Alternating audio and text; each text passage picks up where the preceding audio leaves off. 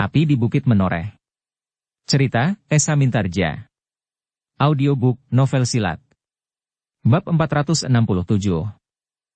Setelah latihan ringan itu, maka para cantrik dan mentrik telah tersebar dalam tugas mereka masing-masing. Ki Ambara dan Ki Sabalintang mendapat kesempatan untuk melihat-lihat suasana padepokan kecil itu di pagi hari. Semua orang nampak sibuk pada tugas yang sudah dibebankan kepada mereka masing-masing. Sementara itu, di saat matahari terbit, maka beberapa orang telah siap untuk pergi ke sawah. Mereka yang akan pergi ke sawah itu mendapat kesempatan untuk singgah di dapur. Mereka mendapat makan pagi mereka sebelum mereka meninggalkan padepokan. Mereka baru akan kembali setelah lewat tengah hari. Para menteri pun telah mendapat tugas mereka masing-masing. Ada di antara mereka yang harus pergi ke dapur. Sedang yang lain membersihkan halaman dan perabot-perabot di bangunan induk padepokan itu. Kau telah meletakkan tugas yang sangat berat di pundakmu sendiri, berkata Ki Ambara. Kenapa? Bertanya Ki Sekartawang. Kau memberi kesempatan kepada gadis-gadis itu untuk berada di padepokan ini. Aku hanya tidak ingin anakku sendirian di sini. Karena anakku perempuan, maka aku pun memberi kesempatan kepada 10 orang gadis untuk berada di padepokan ini. Hanya 10. Ki Ambara mengangguk-angguk sambil berdesis. Aku mengerti. Tetapi barak mereka terpisah dari barak para cantrik. Ki Ambara masih saja mengangguk-angguk. Namun kemudian ia pun bertanya. Apakah kau ajari juga murid-muridmu dalam olah kanuragan? Ya. Aku mencoba menempa para cantrik dan mentrik agar mereka memiliki ilmu kanuragan yang mencukupi. Apalagi jumlah kami hanya sedikit. Karena itu tingkat kemampuannya harus tinggi, jika mereka tidak ingin pada akhirnya padepokan ini akan musnah. Bahkan jika segerombolan perampok mendatangi, kami tidak dapat berbuat apa-apa. Aku mengerti, berkata Ki Ambara. Tetapi kapan kau beri kesempatan para cantrik untuk berlatih, jika mereka tenggelam dalam tugas mereka sehari-hari semuanya? Aku memang tidak dapat membagi, sebagian melakukan kerja sehari-hari, sebagian berlatih. Jumlah kami tidak banyak. Lalu, kami membagi waktu sebaik-baiknya. Di pagi hari mereka melakukan latihan yang diikuti oleh semua cantrik dan mentrik. Kemudian di siang hari, mereka mulai memasuki sanggar berganti-ganti. Kemudian latihan-latihan khusus kami lakukan setelah matahari terbenam. Menarik sekali, desis Ki Ambara. Seandainya aku masih muda, aku ingin menjadi cantrik di padepokan ini. Ki Sekartawang tertawa. Katanya. Jika kau menjadi cantrik di padepokan ini, lalu aku jadi apa? Jadi pemimpin padepokan. Ki Sekartawang tertawa. Demikianlah, bersama dengan Ki Sabalintang, Ki Ambara sempat melihat-lihat apa yang dikerjakan oleh para cantrik dan mentrik di pagi hari. Namun ketika matahari menjadi semakin tinggi, Ki Sekartawang telah mempersilahkan Ki Ambara dan Ki Sabalintang untuk duduk di peringgitan. Sambil menghirup minuman hangat dan makan makanan yang dihidangkan, maka Ki Sekartawang pun berkata, Ki Sabalintang, barangkali kita sudah dapat melanjutkan pembicaraan kita tentang persoalan yang pernah Ki Sabalintang ajukan. Untuk itulah aku datang kemari, Ki Sekartawang. Nah, bagaimana menurut Ki Sabalintang? Apakah Ki Sabalintang jadi memerlukan seorang gadis yang cerdik, berani dan setia? Setia kepada tujuan perjuangan yang kita lakukan. Bukan setia kepada laki-laki yang dijeratnya. Ya. Aku dan Ki Ambara ingin melihat kemungkinan yang Ki Sekartawang sanggupkan itu. Lewat seorang kepercayaan Ki Sekartawang, menunjuk seorang gadis anak Ki Sekartawang sendiri. Ah, bukan begitu, jawab Ki Sekartawang. Bukan anakku sendiri. Ki Sabalintang mengerutkan dahinya. Katanya. Tetapi kepercayaan Ki Sekartawang itu mengatakan demikian. Anak perempuan Ki Sekartawang. Agaknya telah terjadi salah paham. Mungkin aku memang berkata anakku. Tetapi bukan anak yang dilahirkan oleh istriku. Tetapi anak asuhku. Salah seorang menteri di padepokan ini. Dahi Ki Sabalintang pun berkerut.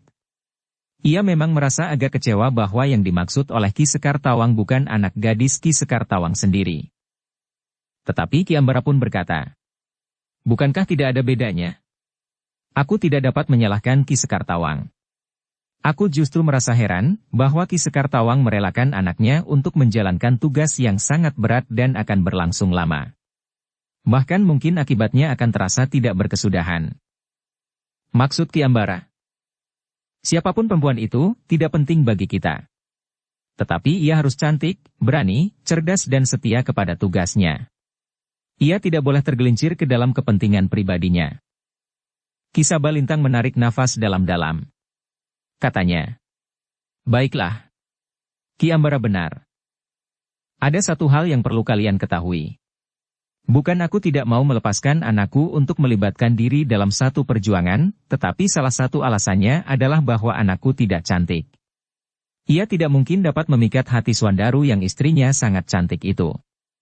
Tetapi aku mempunyai seorang murid yang mungkin dapat dianggap memenuhi syarat. Cantik, cerdas, berani dan setia kepada perjuangannya.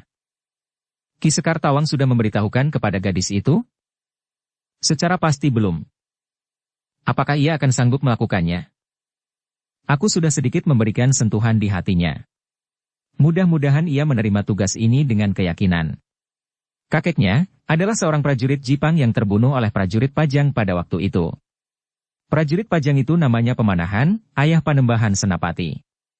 Seperti kita ketahui, Ki Gede Pemanahan sudah tidak ada. Yang ada sekarang tinggal Panembahan Senapati itu sendiri. Berapa umur perempuan itu sekarang? Ia masih muda.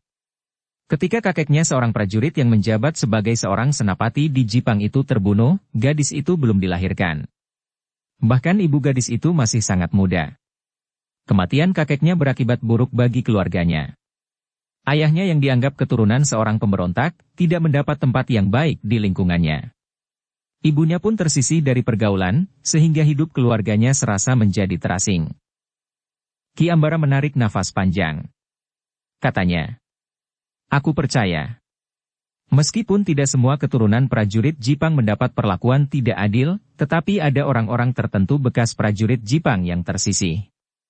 Antara lain adalah aku sendiri. Ki Sekar Tawang pun tersenyum sambil berkata, aku juga. Meskipun aku bukan apa-apa. Aku hanya seorang prajurit kecil yang waktu itu masih sangat muda. Ki Sabalintang menarik nafas panjang. Sementara itu, Ki Sekar Tawang berkata selanjutnya dengan suara yang tiba-tiba merendah. Aku harus menyingkir dari pergaulan luas.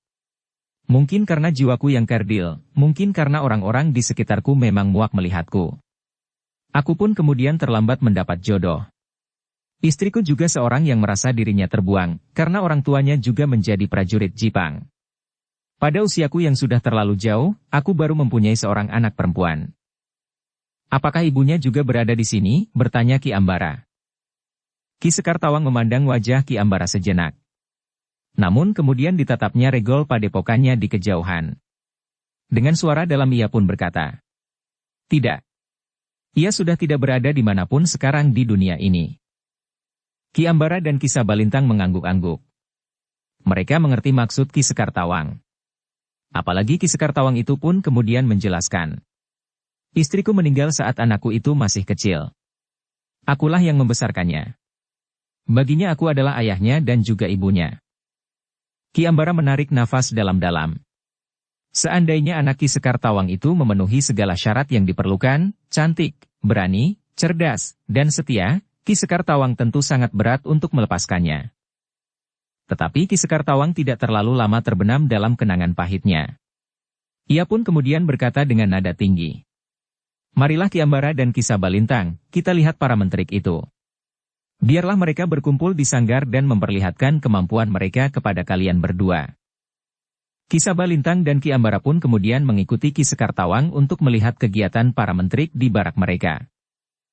Ki Sekar Tawang pun kemudian memerintahkan seorang mentrik untuk memanggil anak gadisnya. Ki Ambara dan Ki Sabalintang terkejut ketika mereka melihat seorang gadis muda yang sangat cantik mendekati Ki Sekar Tawang. Dengan manjanya gadis itu bertanya. Ayah memanggil aku? Iya, Mangesti. Aku ingin memperkenalkan kau dengan kedua orang tamuku. Seorang bernama Ki Ambara, kawan ayah sejak ayah masih muda.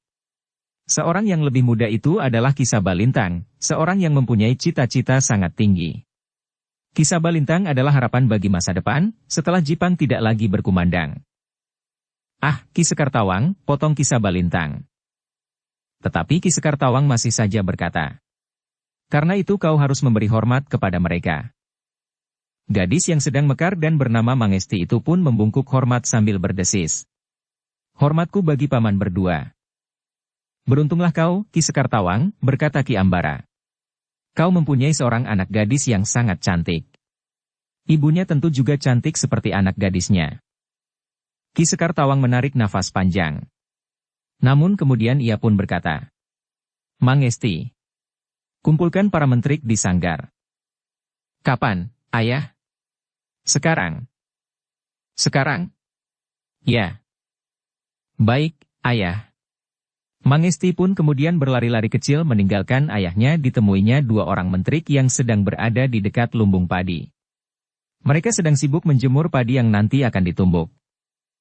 Panggil semua kawan-kawan kita, berkata Mangesti. Semua? Ya. Semua. Yang sedang berada di dapur? Ya. Tetapi, biarlah para cantrik menyelesaikan. Ayah memerintahkan kita semuanya berkumpul. Baiklah, Mangesti.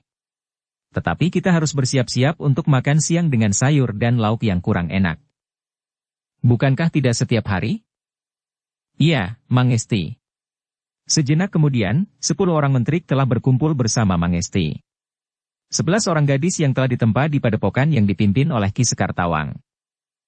Ki Sekartawang pun kemudian memerintahkan para menteri itu masuk ke dalam sanggar terbuka di bagian belakang halaman padepokan kecil itu. Itulah mereka Ki Sabalintang, berkata Ki Sekartawang, ketika ia bersama kedua orang tamunya memasuki sanggar terbuka itu. Ki Sabalintang dan Ki Ambara termangu-mangu sejenak. Selain Mangesti, terdapat 10 orang gadis yang semuanya juga sangat cantik. Sementara itu Ki Sekartawang pun berkata, bersiaplah untuk mengadakan latihan. Latihan yang sangat khusus. Tamu-tamu kita ingin melihat dan memberikan penilaian terhadap kalian. Para menteri itu saling berpandangan. Namun kemudian Ki Sekartawang berkata, bergantilah. Kenakan pakaian yang biasa kalian pakai untuk berlatih. Para menteri itu pun dengan tergesa-gesa memasuki sebuah bilik yang tersedia di sebelah sanggar itu. Sejenak kemudian, mereka pun telah kembali dengan pakaian khusus mereka. Silakan Ki Ambara dan Ki Sabalintang duduk, berkata Ki Sekartawang. Ki Ambara dan Ki Sabalintang pun kemudian duduk di pinggir sanggar itu untuk menyaksikan gadis-gadis cantik itu berlatih, termasuk Mangesti. Beberapa saat kemudian, seorang-seorang dari para menteri itu mulai turun ke arena. Mereka mempertunjukkan dasar-dasar ilmu yang telah mereka pelajari beberapa lama di padepokan itu. Ternyata gadis-gadis itu adalah gadis-gadis yang tangkas. Ki Ambara dan Ki Sabalintang menjadi semakin terpukau ketika Mangesti turun untuk menunjukkan kemampuannya. Seorang gadis yang cantik yang sedang mekar, dalam pakaian yang khusus, berloncatan menunjukkan kemampuannya yang tinggi. Warayang, desis Ki Ambara. Jika anakmu yang juga muridmu perempuan itu mampu mencapai tataran ilmu setinggi itu, lalu kau berada di tataran yang mana? Ah, kau masih saja senang mengada-ada, Ambara. Bukan mengada-ada. Anakmu berada di lapis langit ke-7. Kau tentu ada di lapis ke-11. Kenapa 11? Tidak 10? 10. Tetapi masih lebih sedikit. Ki Sekartawang tertawa. Ki Sabalintang dan Ki Ambara pun tertawa pula. Sebenarnya lah Mangesti telah menunjukkan kemampuannya yang menakjubkan. Dalam umurnya yang muda, gadis itu telah menguasai ilmu yang tinggi.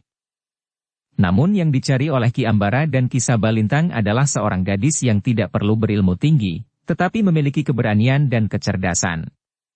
Seorang gadis yang mempunyai landasan ilmu yang tinggi, memang akan dapat menjadi alas keberanian dan percaya diri. Tetapi kecerdikan dan kesetiaan juga menjadi unsur yang penting.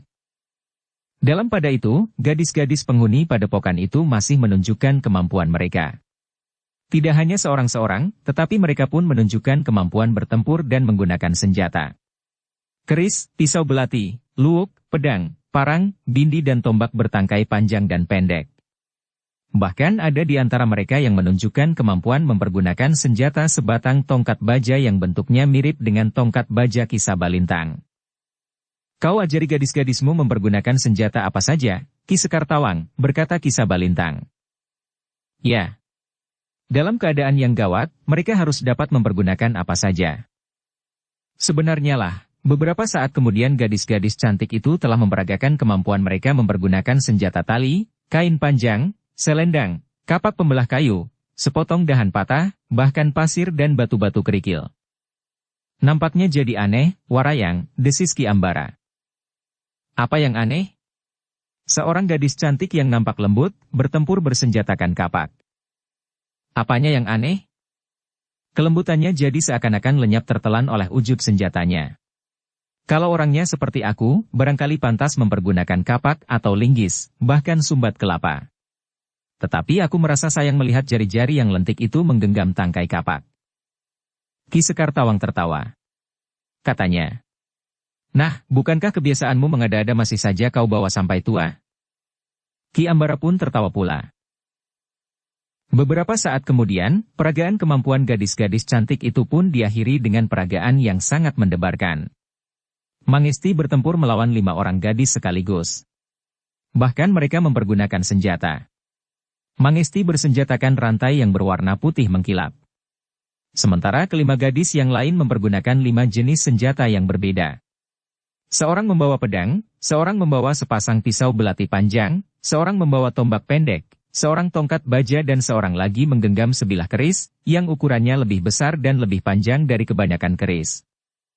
Ki Ambara dan Ki Sabalintang sempat menahan nafas untuk beberapa lama. Wajah mereka nampak tegang. Keduanya dengan serta-merta bertepuk tangan ketika peragaan kemampuan Mangesti itu berakhir. "Bukan main," berkata Ki Ambara. "Jangan kau puji permainan sederhana anakku itu. Yang nampak baru ketangkasan lahiriahnya. Anak itu masih harus mengembangkan tenaganya, serta berlatih mengangkat kekuatan-kekuatan dari unsur-unsur yang berada di dalam dirinya. Luar biasa. Ia akan menjadi seorang yang tidak ada duanya. Anak itu adalah anak buangan. Anak seorang prajurit dari satu pemerintahan yang dikalahkan. Tersisih dan dijauhi orang. Karena itu, anakku harus mempunyai kelebihan untuk mengangkat kembali harga dirinya dan harga diri keluarganya. Karena itu, maka aku telah menyatakan diri untuk mendukung niat Ki Sabalintang bekerja bersama dengan orang-orang Pati, yang tentu juga banyak yang mengalami nasib seperti aku dan kau, Ambara." Ki Ambara menarik nafas dalam-dalam. Kemudian sambil mengangguk-angguk ia pun berkata, "Ternyata kau telah berbuat sesuatu yang jauh lebih berarti dari yang kulakukan, Warayang. Hanya inilah yang dapat aku lakukan. Kemudian, jika akan bermanfaat bagi perjuangan kita, aku akan menyerahkan salah seorang menteri untuk melakukan tugas yang sangat berat, sebagaimana dimaksudkan oleh Ki Sabalintang." "Terima kasih, Ki Sekar Tawang," desis Ki Sabalintang. "Tetapi aku mohon untuk dapat berbicara dengan mereka seorang demi seorang, agar aku dapat memilih orang yang tepat untuk mengemban tugas yang sangat berat itu." "Tentu, Ki Sabalintang. Lakukan apa yang ingin Ki Sabalintang lakukan." Setelah gadis-gadis itu beristirahat, maka Ki Sabalintang dan Ki Ambara pun mulai menilik mereka seorang demi seorang. 10 orang gadis yang semuanya cantik dan semuanya memiliki kemampuan yang setara. Kita tidak ingin menilai kemampuan olah kanuragan mereka, Paman. Yang ingin kita nilai adalah kecantikan mereka, kecerdasan mereka, keberanian, dan yang paling sulit adalah menilai kesetiaan mereka. Ki Ambara mengangguk-angguk. Katanya, "Kita akan mendapatkan kesan setelah kita berbicara dengan mereka. Jika perlu tidak hanya sekali.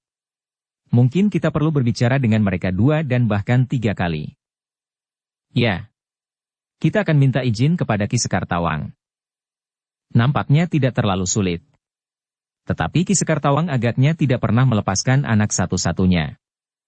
Demikianlah, sejenak kemudian Ki Sabalintang dan Ki Ambara yang berada di dalam sanggar tertutup di padepokan itu memanggil ke-10 orang gadis itu seorang demi seorang. Berbagai macam persoalan ditanyakan oleh Ki Sabalintang dan Ki Ambara. Ditiliknya ketahanan jiwani mereka. Kadang-kadang Ki Ambara atau Ki Sabalintang membentaknya. Mengejutkan mereka dengan hentakan-hentakan ilmu kanuragan yang sangat tinggi. Ketika seorang gadis menjawab dengan sikap yang tidak dikehendaki oleh Ki Sabalintang, maka gadis itu pun telah dibentak-bentaknya. Bahkan ditantangnya untuk membuat perbandingan ilmu. "Kau jangan sombong, anak manis. Kau baru mulai dengan dasar-dasar ilmu kanuragan, kau sudah merasa bahwa kau adalah orang yang terkuat di dunia. Tetapi ternyata gadis itu tidak menjadi ketakutan. Bahkan ia pun menjawab, "Mari, Kisanak. Siapapun kau, aku tidak akan gentar. Seberapapun tinggi ilmumu, aku akan melayanimu. Kalah atau menang bukan persoalan bagiku. Aku tidak boleh bersikap seperti anak manja yang ketakutan melihat mata yang terbelalak. Menangis dan bersembunyi di pelukan ibunya." Ki Sabalintang memang menjadi heran melihat ketahanan jiwani gadis itu.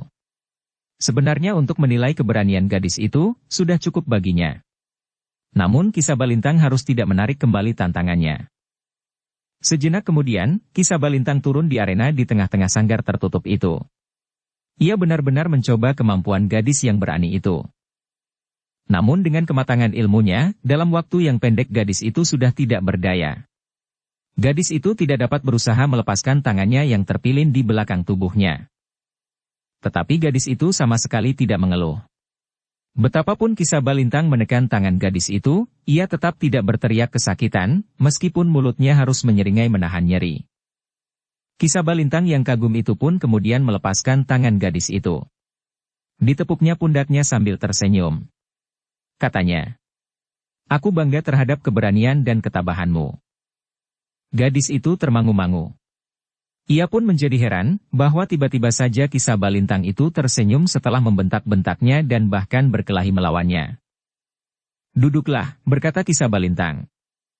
Gadis itu pun duduk dengan dahi berkerut. Beberapa pertanyaan masih diajukan oleh Ki Ambara. Jawaban gadis itu semakin meyakinkan akan pribadinya yang sangat kuat. Tetapi bukan hanya seorang itu saja yang membuat Ki Ambara dan Ki Sabalintang kagum. Gadis-gadis yang lain pun mempunyai kelebihannya masing-masing. Namun pada umumnya para menteri di padepokan Ki Sekar Tawang itu adalah gadis-gadis yang memiliki syarat yang diperlukan untuk melaksanakan rencana yang disusun oleh Ki Sabalintang. Cantik, cerdas, berani, dan tabah. Mudah-mudahan mereka juga memiliki kesetiaan yang tinggi, berkata Ki Ambara. Hal itu akan kita bicarakan dengan Ki Sekar Tawang. Kita tidak dapat memilih salah seorang dari mereka. Pilihan terakhir memang tergantung kepada Ki Sekar Tawang. Siapakah di antara mereka yang dianggap memiliki kesetiaan yang paling tinggi, maka gadis itulah yang akan menjadi anak atau cucu Ki Ambara, berkata Ki Sabalintang dengan bersungguh-sungguh. Ki Ambara mengangguk-angguk. Demikianlah, ketika penilaian terhadap gadis-gadis itu selesai, Ki Ambara dan Ki Sabalintang telah menemui Ki Sekar Tawang. Disampaikannya hasil penilaian mereka kepada Ki Sekar Tawang. Aku mengagumi mentrik-mentrikmu, Warayang, berkata Ki Ambara. Aku sudah berusaha sebaik-baiknya Ambara. Tetapi hanya itulah yang ada. Yang ada itu sudah lebih baik dari yang aku inginkan, berkata Ki Sabalintang. Namun katanya kemudian. Tetapi yang tidak dapat aku tentukan adalah, apakah mereka setia akan tugas yang dibebankan kepada mereka. Meskipun Swandaru sudah tidak muda lagi, tetapi ia seorang yang terhitung tampan. Swandaru pun tentu tidak mudah untuk dapat dibelokkan arah dan pandangan, serta sikapnya terhadap Mataram. Ki Sekar Tawang menarik nafas panjang. Kemudian katanya, aku pernah mengatakan kepada kalian, bahwa sebenarnya aku sudah mempunyai pilihan. Tetapi aku sengaja memberi kesempatan kepada kalian untuk menilai 10 orang menteri yang ada di padepokan ini. Ki Ambara dan Ki Sabalintang mengangguk-angguk. Dengan nada dalam Ki Sabalintang pun berkata, bagi kami, semua menteri padepokan ini memiliki semua syarat yang kami perlukan, sehingga yang manapun yang Ki Sekar Tawang berikan, kami akan menerimanya, jika Ki Sekar Tawang yakin akan kesetiaannya. Ki Sabalintang dan Ki Ambara. Seperti yang sudah aku katakan, yang satu ini mempunyai latar belakang kehidupan keluarga yang barangkali dapat mendukung. Seperti yang sudah aku katakan, kakeknya adalah seorang prajurit Jipang. Kemudian kehidupan keluarganya seakan-akan tersisih. Dengan demikian ada benih dendam yang telah ditabur di dalam hatinya. Mudah-mudahan benih ini dapat tumbuh dan hidup dengan subur, sehingga gadis ini akan merasa terikat pada satu perjuangan untuk membalas dendam kepada keturunan pemanahan itu. Siapa nama gadis itu? Wiyati. Wiyati. Ki Sabalintang dan Ki Ambara mengangguk-angguk. Gadis itu adalah gadis yang sangat mengagumkan keberanian dan ketabahannya. Gadis itu sama sekali tidak merasa kecil di hadapan kedua orang tamu padepokannya.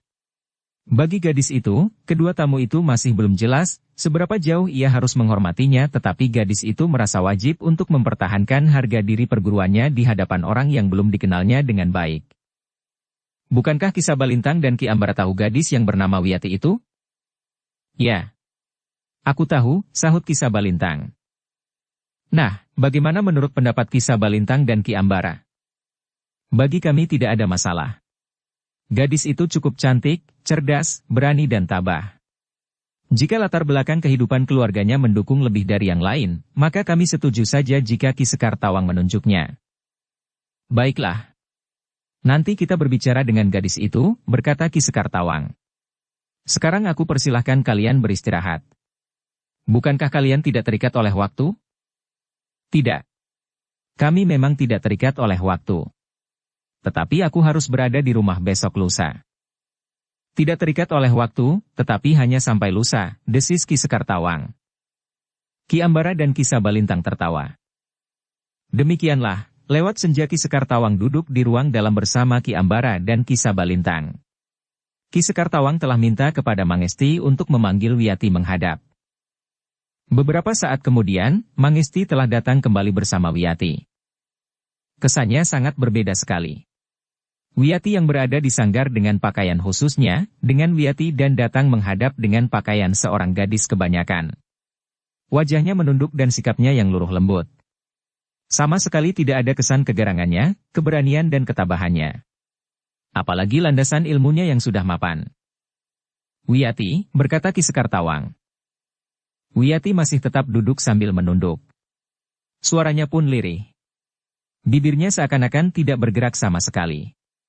Ya, Guru. Apakah kau masih ingat bahwa aku pernah berkata kepadamu tentang sebuah perjuangan untuk membalas dendam kepada keturunan pemanahan?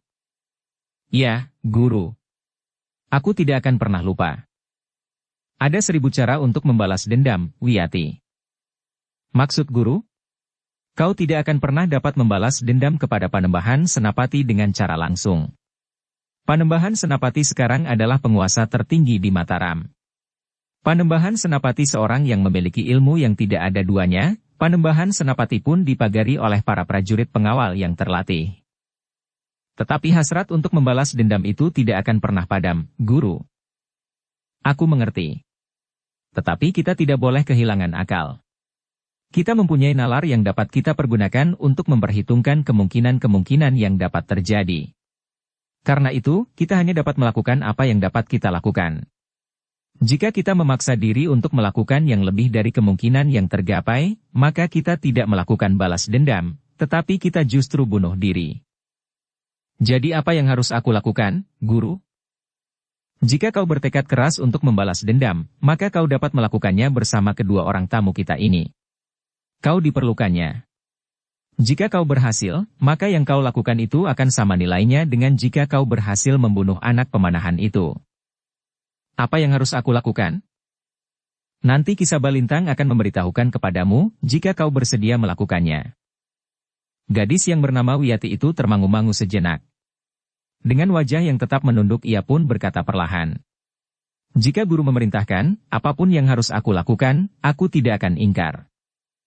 Aku mengerti, Wiyati. Tetapi apakah tugas ini sejalan dengan niatmu sendiri? Ya, Guru.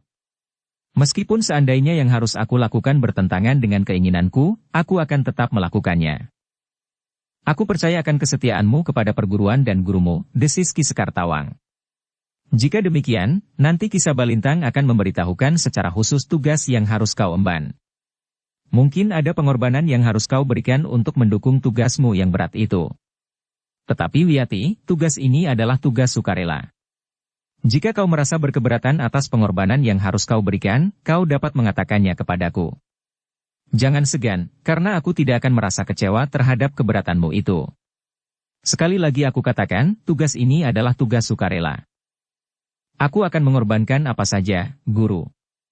Bahkan nyawaku. Mungkin lebih berat dari nyawamu. Apakah yang ada padaku yang lebih berharga dari nyawaku, Guru? Ki Sekar Tawang menarik nafas dalam-dalam. Katanya, Kau akan mendengar dari Ki Sabalintang. Wiyati termangu-mangu sejenak. Kepala yang tunduk bahkan menjadi semakin menunduk. Ki Sabalintang, berkata Ki Sekartawang kemudian. Aku kira Ki Sabalintang dapat menyampaikannya kepada Wiyati sekarang.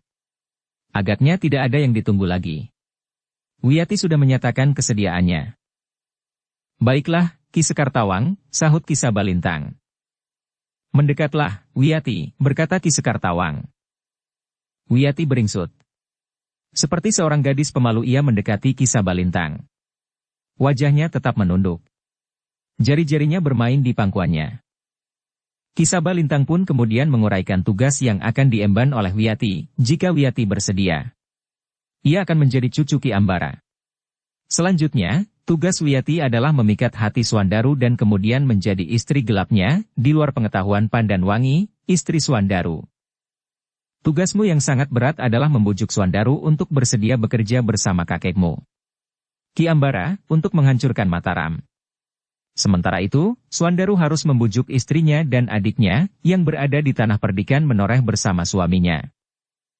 Wajah Wiyati nampak menjadi tegang. Tugas itu memang sangat berat. Nah, Wiyati, itu adalah gambaran sekilas tentang tugasmu. Jika kau benar-benar berniat dan bersedia menanggung segala akibatnya, maka aku akan menerangkan tugasmu sampai hal yang sekecil-kecilnya. Tentu saja tidak sekaligus di hari ini. Sambil berjalan, aku akan memberikan petunjuk-petunjuk. Wiyati termangu-mangu sejenak. Ia pun mengerti, apa yang dimaksud oleh gurunya dengan pengorbanan yang lebih berharga dari nyawanya. Justru karena ia seorang perempuan. Ki Sekartawanglah yang kemudian berkata, Wiyati, kau mempunyai waktu semalam untuk merenungkannya. Kau tidak usah menjawabnya sekarang. Tetapi besok pagi, kami ingin mendengar sikapmu. Apakah kau menerimanya atau tidak? Jangan ragu-ragu mengatakannya. Bagi kami, apakah menerima atau menolak, sama saja. Wiyati mengangguk kecil.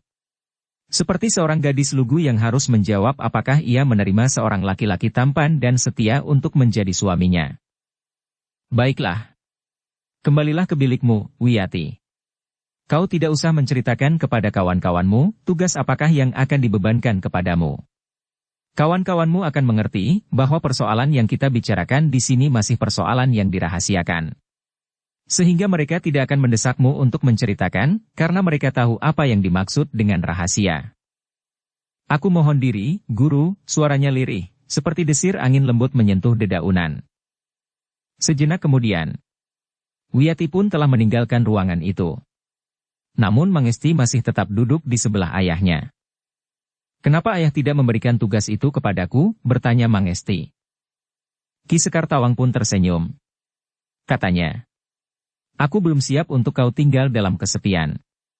Mangesti, tugas ini sangat menantang. Kau akan mendapat tugas yang mungkin lebih menarik pada saatnya nanti. Kapan ayah akan siap hidup sendiri tanpa aku?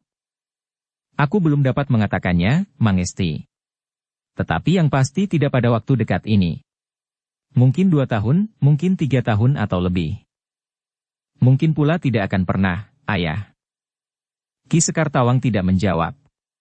Orang tua itu menarik nafas dalam-dalam. Dipandanginya anaknya tanpa berkedip. Namun kemudian Ki Sekartawang pun berdesah. Akan datang waktunya bagimu, Mangesti. Mangesti tidak menjawab. Ditundukkannya wajahnya. Dalam pada itu Ki Ambara pun berkata, Mangesti, apa yang kita lakukan adalah satu permulaan. Masih banyak tugas yang akan membebani kita. Mungkin justru lebih menantang dari tugas yang sekarang akan dilakukan oleh Wiyati. Karena itu, maka pada saatnya kau akan mendapat tugas yang tepat. Mangesti memandang Ki Ambara sekilas. Dengan suara yang dalam gadis itu pun berkata, apapun yang akan aku lakukan kemudian, bukanlah satu rintisan sebagaimana dilakukan oleh Wiyati. Keberhasilan satu perjuangan tidak ditentukan oleh urutan waktu, tetapi ditentukan oleh nilai-nilai dari sikap dan perbuatan, berkata Ki Sekartawang. Wajah Mangesti pun telah menunduk lagi. Aku berjanji, Mangesti, berkata Ki Sekartawang. Kita akan sampai pada satu tahap perjuangan yang menentukan. Kau akan menjadi salah seorang di antara mereka yang akan menjadi penentu itu. Mangesti tidak menjawab. Malam pun kemudian menjadi semakin malam. Ki Sekar Tawanglah yang kemudian mempersilahkan tamu-tamunya untuk beristirahat. Besok siang kami akan kembali, berkata Ki Sabalintang. Besok siang? Ya. Kami akan menempuh perjalanan di siang hari, sore hari dan malam hari. Besok lusa Ki Ambara sudah harus berada di rumahnya. Perjalanan yang berat. Ya. Mungkin semalam suntuk kami harus bergerak, meskipun kami dapat beristirahat di sepanjang perjalanan. Ki Sekar Tawang mengangguk-angguk. Sementara Ki Sabalintang berkata, satu ujian ketahanan tubuh bagi Wiyati. Ya. Ki Sekar Tawang mengangguk-angguk. Katanya kemudian. Tetapi aku yakin bahwa Wiyati akan dapat mengatasinya. Dengan demikian, Ki Sabalintang dan Ki Ambara pun segera masuk ke dalam bilik yang disediakan bagi mereka. Keduanya tidak lagi banyak berbincang. Beberapa saat kemudian keduanya pun telah tidur lelap. Wiyatilah yang tidak segera dapat tidur. Ia sadar bahwa tugas itu adalah tugas yang sangat berat. Ia harus melakukannya dengan modal keperempuanannya, bukan ilmu kanuragan yang telah ditekuninya. Tetapi pada suatu saat, mungkin sekali ia harus mempergunakan kemampuannya itu. Wiyati mulai membayangkan apa yang harus dilakukan. Menerima seorang laki-laki memasuki lingkaran hidupnya yang sangat pribadi, sehingga ia akan kehilangan kesempatan untuk memasuki kehidupan keluarga yang wajar. Ia tidak akan dapat merasakan kasih sayang sejati dari seorang suami yang didambakannya. Ia harus memasuki satu kehidupan yang penuh dengan kepura-puraan. Tidak hanya untuk 1-2 hari atau 1-2 bulan.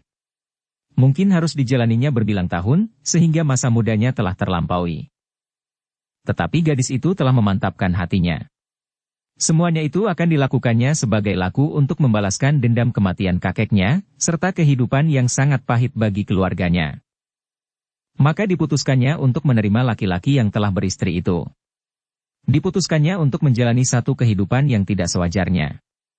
Ia harus menjadi istri gelap seorang laki-laki. Ia harus membuainya dalam sebuah mimpi yang paling indah. Kemudian membujuknya, menyeret laki-laki itu ke dalam lingkaran perjuangannya. Jika dengan demikian dendamku terbalaskan, aku akan melakukannya. Karena itulah, ketika di pagi hari berikutnya Ki Sekar Tawang, Ki Ambara dan Ki Sabalintang memanggilnya, maka Wiyati pun menyatakan kesediaannya. Aku akan melakukannya, Guru, berkata Wiyati sambil menundukkan kepalanya. Bagus, Wiyati. Kau telah memasuki tahap perjuangan yang sebenarnya. Hati-hatilah. Kau akan menjadi cucu Ki Ambara. Ki Ambara adalah seorang yang memiliki ilmu seakan-akan tidak terbatas. Ia akan menjadi kakekmu dan sekaligus menjadi gurumu. Dengarkan nasihat dan petunjuk-petunjuknya, sebagaimana kau mendengarkan nasihat-nasihat dan petunjuk-petunjuk dari kakekmu sendiri. Ya, Guru. Nah, perintah-perintah selanjutnya akan datang dari kakekmu dan Ki Sabalintang. Ya, Guru. Sekarang bersiaplah. Kau akan berangkat siang nanti. Perjalanan yang akan kau tempuh cukup panjang. Mungkin semalaman kau akan berada di jalan menuju ke rumah Ki Ambara. Dan petunjuk-petunjuknya, sebagaimana kau mendengarkan nasihat-nasihat dan petunjuk-petunjuk dari kakekmu sendiri. Ya, Guru. Wiyati pun kemudian meninggalkan ruang dalam. Mangesti yang mengikutinya, menepuk bahunya sambil berdesis. Berbahagialah kau, Wiyati. Kau mendapat kesempatan pertama untuk merintis jalan serta membuka pintu perjuangan yang akan berlangsung panjang. Aku sudah memohon kepada ayah untuk mendapatkan kesempatan ini. Tetapi ayah tidak menyetujuinya. Wiyati tersenyum. Katanya, kau memang harus menemani Guru, Mangesti. Guru akan menjadi sangat kesepian jika kau pergi. Kehadiran kami di padepokan ini pun diharapkannya dapat menemanimu. Jika kau pergi, maka semua menteri pun harus pergi. Mangesti menganggukkan kepalanya. Katanya, kau benar, Wiyati. Aku memang belum waktunya untuk meninggalkan padepokan ini. Demikianlah, Wiyati pun segera mempersiapkan dirinya. Kawan-kawannya pun segera mengerumuninya. Pada umumnya mereka mengucapkan selamat kepada Wiyati yang mendapat kesempatan untuk terjun langsung ke kancah perjuangan. Aku iri kepadamu, Wiyati, berkata seorang kawannya. Semoga aku dapat menjalankan tugas ini dengan baik. Kau tidak akan gagal, Wiyati. Kami para menteri tahu betapa keras hatimu dan betapa tinggi ilmumu. Wiyati tersenyum. Katanya, terima kasih atas pujianmu. Tetapi yang lebih penting bagiku adalah doa kalian. Mudah-mudahan aku dapat melakukan sebagaimana yang harus aku lakukan. Demikianlah seperti yang direncanakan, maka setelah makan siang, Ki Ambara, Ki Sabalintang dan Wiyati pun telah bersiap. Kuda-kuda mereka telah dipersiapkan pula untuk menempuh sebuah perjalanan yang panjang. Beberapa orang menteri telah menitikkan air mata. Demikian pula Wiyati. Betapapun keras hati mereka, tetapi menghadapi sebuah perpisahan, mata mereka pun menjadi basah juga. Wiyati mencium Mangesti di dua pipinya. Kemudian 9 kawannya berganti-ganti. Demikianlah, ketika matahari melewati puncaknya dan mulai turun ke barat, Ki Ambara, Ki Sabalintang dan Wiyati telah siap untuk berangkat. Para cantrik dan mentrik mengantar mereka sampai ke pintu gerbang padepokan kecil itu. Kemudian melepas mereka berangkat menempuh sebuah perjalanan panjang. Para mentrik melambai-lambaikan tangan mereka.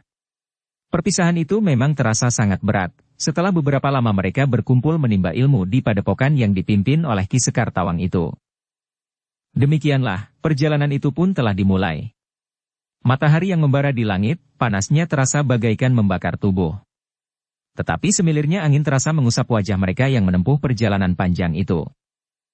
Seperti saat Ki Ambara dan Ki Sabalintang menuju ke padepokan itu, mereka menghindari jalan yang melewati padukuhan. Apalagi di siang hari. Mereka akan dapat menarik perhatian banyak orang di padukuhan itu. Demikianlah, kuda mereka pun telah berlari di jalan yang berbatu padas. Semakin lama jalan yang mereka tempuh menjadi semakin sempit. Ki Sabalintang pun kemudian berkata kepada Wiyati. Perjalanan ini bukan saja panjang, Wiyati. Tetapi kita akan memasuki jalan yang sulit. Jalan yang menurun, namun kemudian memanjat naik. Wiyati mengangguk. Jika kau merasa letih, katakanlah. Kita akan berhenti untuk beristirahat. Kuda-kuda kita pun perlu beristirahat pula. Wiyati mengangguk sambil menjawab. Iya, Ki Sabalintang. Aku berharap bahwa kita akan melewati jalan yang paling sulit sebelum gelap, sehingga kemudian kita tinggal menempuh jalan yang rata. Meskipun kadang-kadang masih juga naik dan turun, tetapi landai dan tidak berbahaya sama sekali. Ternyata perjalanan itu merupakan pendadaran khusus bagi Wiyati. Bukan saja keterampilan berkuda dan ketahanan tubuhnya, tetapi juga kebesaran tekadnya untuk menjalankan tugas yang dibebankan kepadanya. Ki Ambara dan Ki Sabalintang menjadi sangat bangga terhadap Wiyati. Setelah menempuh perjalanan yang cukup jauh di bawah terik sinar matahari, Wiyati masih tetap nampak segar. Meskipun tubuhnya basah oleh keringat, namun Wiyati masih tetap tegar di atas punggung kudanya. Kau tidak letih, Wiyati? Bertanya Ki Ambara. Wiyati tersenyum. Pipinya yang kepanasan menjadi kemerah-merahan. Belum, Ki Ambara, jawab Wiyati. Kita sudah menempuh perjalanan cukup jauh. Wiyati tidak menjawab. Namun sejenak kemudian, mereka telah berada di jalan yang rumit. Sekali-sekali mendaki, namun kemudian menuruni tebing yang panjang. Namun Wiyati masih tetap tegar. Senyumnya sekali-sekali masih nampak menghiasi bibirnya. Ketika matahari menjadi semakin rendah, maka kuda-kuda merekalah yang harus beristirahat. Meskipun Wiyati tidak minta untuk berhenti dan beristirahat, namun Ki Ambara dan Ki Sabalintanglah yang kemudian menghentikan perjalanan. Mumpung ada parit yang airnya jernih dan rerumputan yang subur tumbuh di tanggul, maka Ki Ambara dan Ki Sabalintang mengajak Wiyati untuk beristirahat. Mereka pun kemudian membiarkan kuda mereka untuk minum dan makan rumput, sementara matahari menjadi bertambah rendah. Langit menjadi semakin suram, sementara di sebelah barat cahaya layung nampak kemerah-merahan. Senja pun kemudian telah turun. Namun jalan yang paling rumit telah mereka lampaui. Meskipun jalan selanjutnya masih panjang, tetapi mereka tidak akan banyak mengalami kesulitan di perjalanan. Ki Ambara dan Ki Sabalintang sengaja tidak memikirkan bekal di perjalanan. Mereka sengaja menguji daya tahan rubuh Wiyati. Mereka akan menempuh perjalanan semalam suntuk tanpa makan dan minum. Mereka hanya akan berhenti jika kuda mereka nampak terlalu letih. Untuk beberapa saat mereka masih beristirahat. Mereka bertiga duduk di atas batu padas di pinggir jalan. Mereka membiarkan kuda-kuda mereka sibuk di pinggir parit. Angin pun bertiup perlahan-lahan. Udara pun menjadi semakin dingin. Ki Ambara pun kemudian bangkit berdiri. Sambil menggeliat ia pun berkata, "Semakin lama aku duduk, matakulah yang menjadi semakin kantuk." "Apakah kita akan berangkat sekarang?" bertanya Wiyati. "Sebentar lagi, Wiyati," jawab Ki Ambara. "Biarlah kuda kita cukup beristirahat, minum dan makan rumput segar. Mungkin kita sudah tidak merasa letih, mungkin hanya kantuk. Tetapi kuda-kuda kitalah yang letih." "Baiklah, Ki Ambara," desis Wiyati. "Panggil aku kakek, Wiyati. Kau harus membiasakan diri memanggil aku kakek." Wiyati termangu-mangu. Sementara Ki Sabalintang berkata, "Ki Ambara benar, Wiyati. Kau harus membiasakan diri memanggilnya kakek. Kau dan kita semua tidak boleh membuat kesalahan. Orang Sangkal Putung yang bernama Swandaru Geni itu adalah orang yang berilmu tinggi, berpengalaman luas dan panggraitanya sangat tajam." "Iya, Ki Sabalintang. Kau juga jangan memanggil aku Ki Sabalintang. Pada saatnya Ki Sabalintang tidak akan pernah ada lagi, kecuali pada suatu saat nanti. Jadi bagaimana aku harus memanggil?" "Panggil aku Paman," ahut Ki Sabalintang. "Paman siapa?" Ki Sabalintang tertawa. Ia pun kemudian bertanya kepada Ki Ambara, "Siapakah sebaiknya namaku yang baru, Ki Ambara?" Ki Ambara tertawa. Katanya, "Kau pandai mencari nama. Bukankah Sabalintang itu juga bukan namamu di masa mudamu?" Ki Sabalintang merenung sejenak. Namun kemudian katanya, "Nanti, setelah kita sampai di rumah, kakek Ambara, aku akan mencari nama di sepanjang jalan yang panjang ini." Ki Ambara tertawa. Tetapi ia tidak menyahut. Wiyati pun tersenyum pula. Dalam pada itu, Ki Ambara yang mengantuk itu berjalan hilir mudik di atas jalan berbatu padas. Sementara langit nampak cerah. Bintang-bintang nampak berkeredipan seolah-olah sedang bersaing. Tetapi ada satu dua bintang yang nampak malu-malu menyendiri di sudut langit. Ternyata Ki Sabalintang pun tidak mau menjadi kantuk pula. Ia pun kemudian bangkit berdiri dan berkata, "Marilah. Kita meneruskan perjalanan, sebelum kita tertidur di sini." Demikianlah, sejenak kemudian mereka pun telah melanjutkan perjalanan mereka yang panjang. Di sepanjang perjalanan, beberapa kali mereka terpaksa berhenti untuk memberi kesempatan kuda-kuda mereka beristirahat. Namun sebenarnya lah yang menjadi lapar dan haus bukan saja kuda-kuda mereka, tetapi Ki Ambara, Ki Sabalintang dan Wiyati juga menjadi lapar. Namun mereka adalah orang-orang terlatih yang sudah sering menjalani berbagai macam laku. Antara lain letih, haus dan lapar. Karena itu, maka rasa letih, haus dan lapar tidak banyak mengganggu mereka. Lewat tengah malam, mereka memasuki sebuah bulak yang panjang. Terasa dingin malam semakin menggigit. Namun ketiga orang itu meneruskan perjalanan mereka, setelah baru saja kuda-kuda mereka beristirahat. Namun Ki Ambara yang berkuda di paling depan memberi isyarat kepada Wiyati dan Ki Sabalintang untuk berhenti. Keduanya pun segera mengetahuinya juga, bahwa ada 4 orang berkuda melarikan kuda mereka dari arah depan. Ki Ambara, Wiyati dan Ki Sabalintang pun kemudian menepi untuk memberi jalan kepada 4 orang yang melarikan kudanya itu. Tetapi mereka tidak menduga, bahwa keempat orang itu justru memperlambat kuda mereka dan bahkan berhenti sama sekali. Seorang di antara mereka dengan suara parau bertanya, "Kisanak, siapakah kalian?" Ki Ambara lah yang menjawab, "Kami orang-orang dari Kajoran, Kisanak." "Kajoran? Di manakah letak Kajoran itu?" "Kajoran dekat Jimbung. Dekat Gledegan." Orang itu termangu-mangu sejenak. Namun kemudian katanya, "Baiklah. Siapakah kalian, kami tidak peduli. Tetapi bahwa kalian telah berkuda di jalan ini di malam hari, maka kalian telah melanggar wewenang kami." "Wewenang yang mana yang kau maksudkan?" bertanya Ki Sabalintang. Orang yang suaranya parau itu menggeram. Katanya, "Jangan pura-pura tidak tahu. Kau orang lewat atau orang yang sedang mencari mangsa?" "Aku sedang lewat." "Bagus. Jika kau orang yang sedang mencari mangsa, kau tidak dapat diampuni lagi, karena telah menjamah daerah kuasaku. Itu berarti bahwa kalian telah menghina dan menantangku. Tetapi kalau kau orang lewat, maka aku tidak akan menyakitimu. Pergilah. Tetapi tinggalkan kudamu dan semua milikmu. Apakah itu berarti bahwa kalian ingin merampok kami? Ya. Kisanak, berkata Kisah Balintang kemudian. Kami tidak mempunyai barang yang berharga sama sekali. Kami tidak terbiasa memakai perhiasan, karena kami memang tidak punya. Lihat, ini timangku yang terbuat dari timah. Apalagi? Aku tidak mempunyai apa-apa. Kau jangan berbohong. Kudamu adalah kuda yang baik. Kuda kawan-kawanmu itu juga kuda-kuda yang baik. Kalian tentu orang-orang kaya.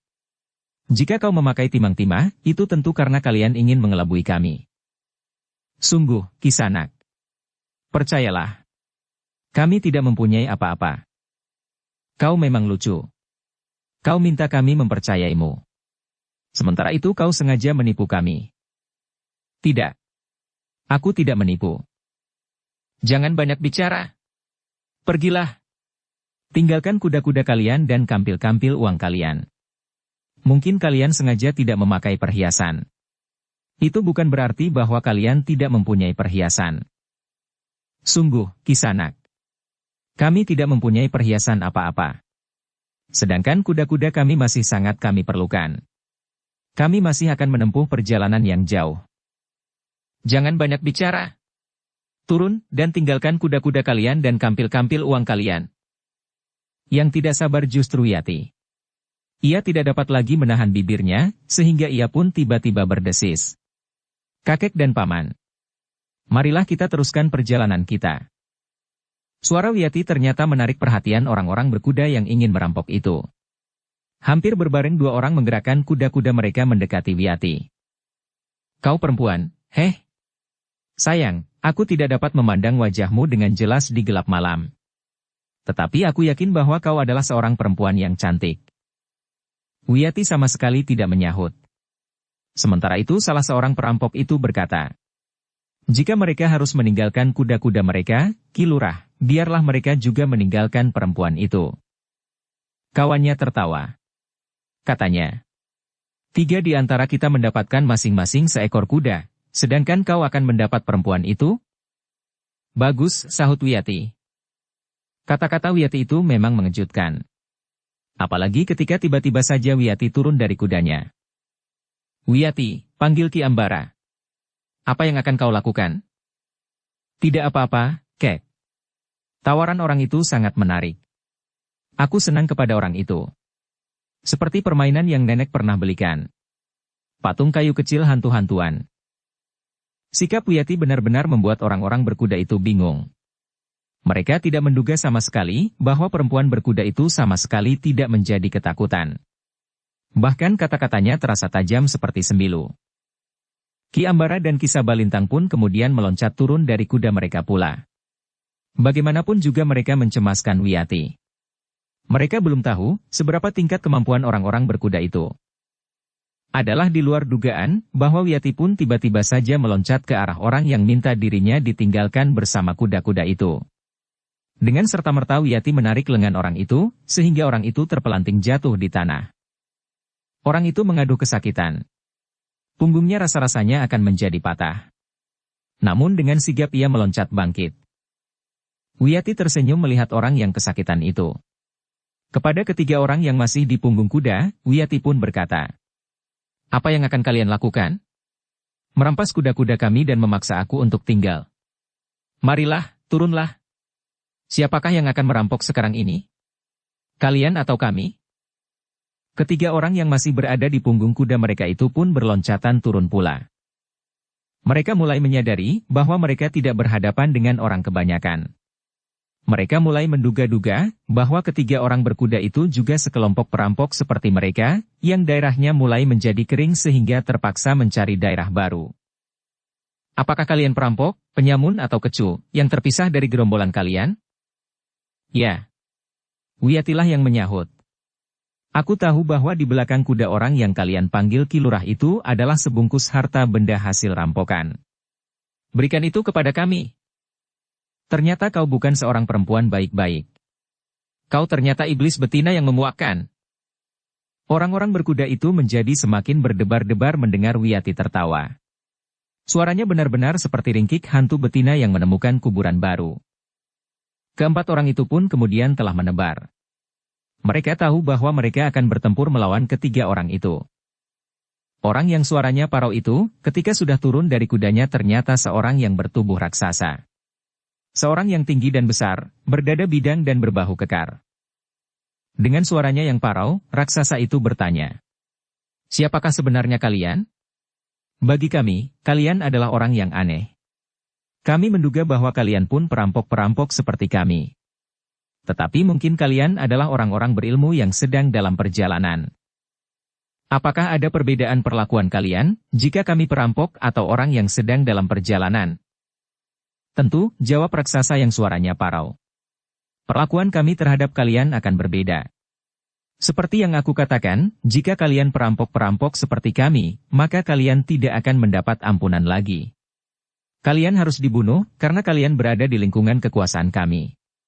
Tetapi jika kalian bukan perampok, penuhi perintah kami. Pergi dan tinggalkan kuda-kuda kalian. Jika demikian, maka kami akan memberikan syarat yang sama. Kami adalah perampok-perampok yang kehilangan wilayah kerja kami, karena prajurit Pajang meningkatkan perondaan. Sedang daerah-daerah di sekitarnya adalah daerah gersang. Jalan-jalan sempit dan tidak ada orang-orang yang berani lewat.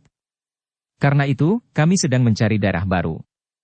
Sebenarnya kami belum siap untuk melakukan perampokan malam ini, karena kami memang sedang melakukan pengamatan di daerah ini.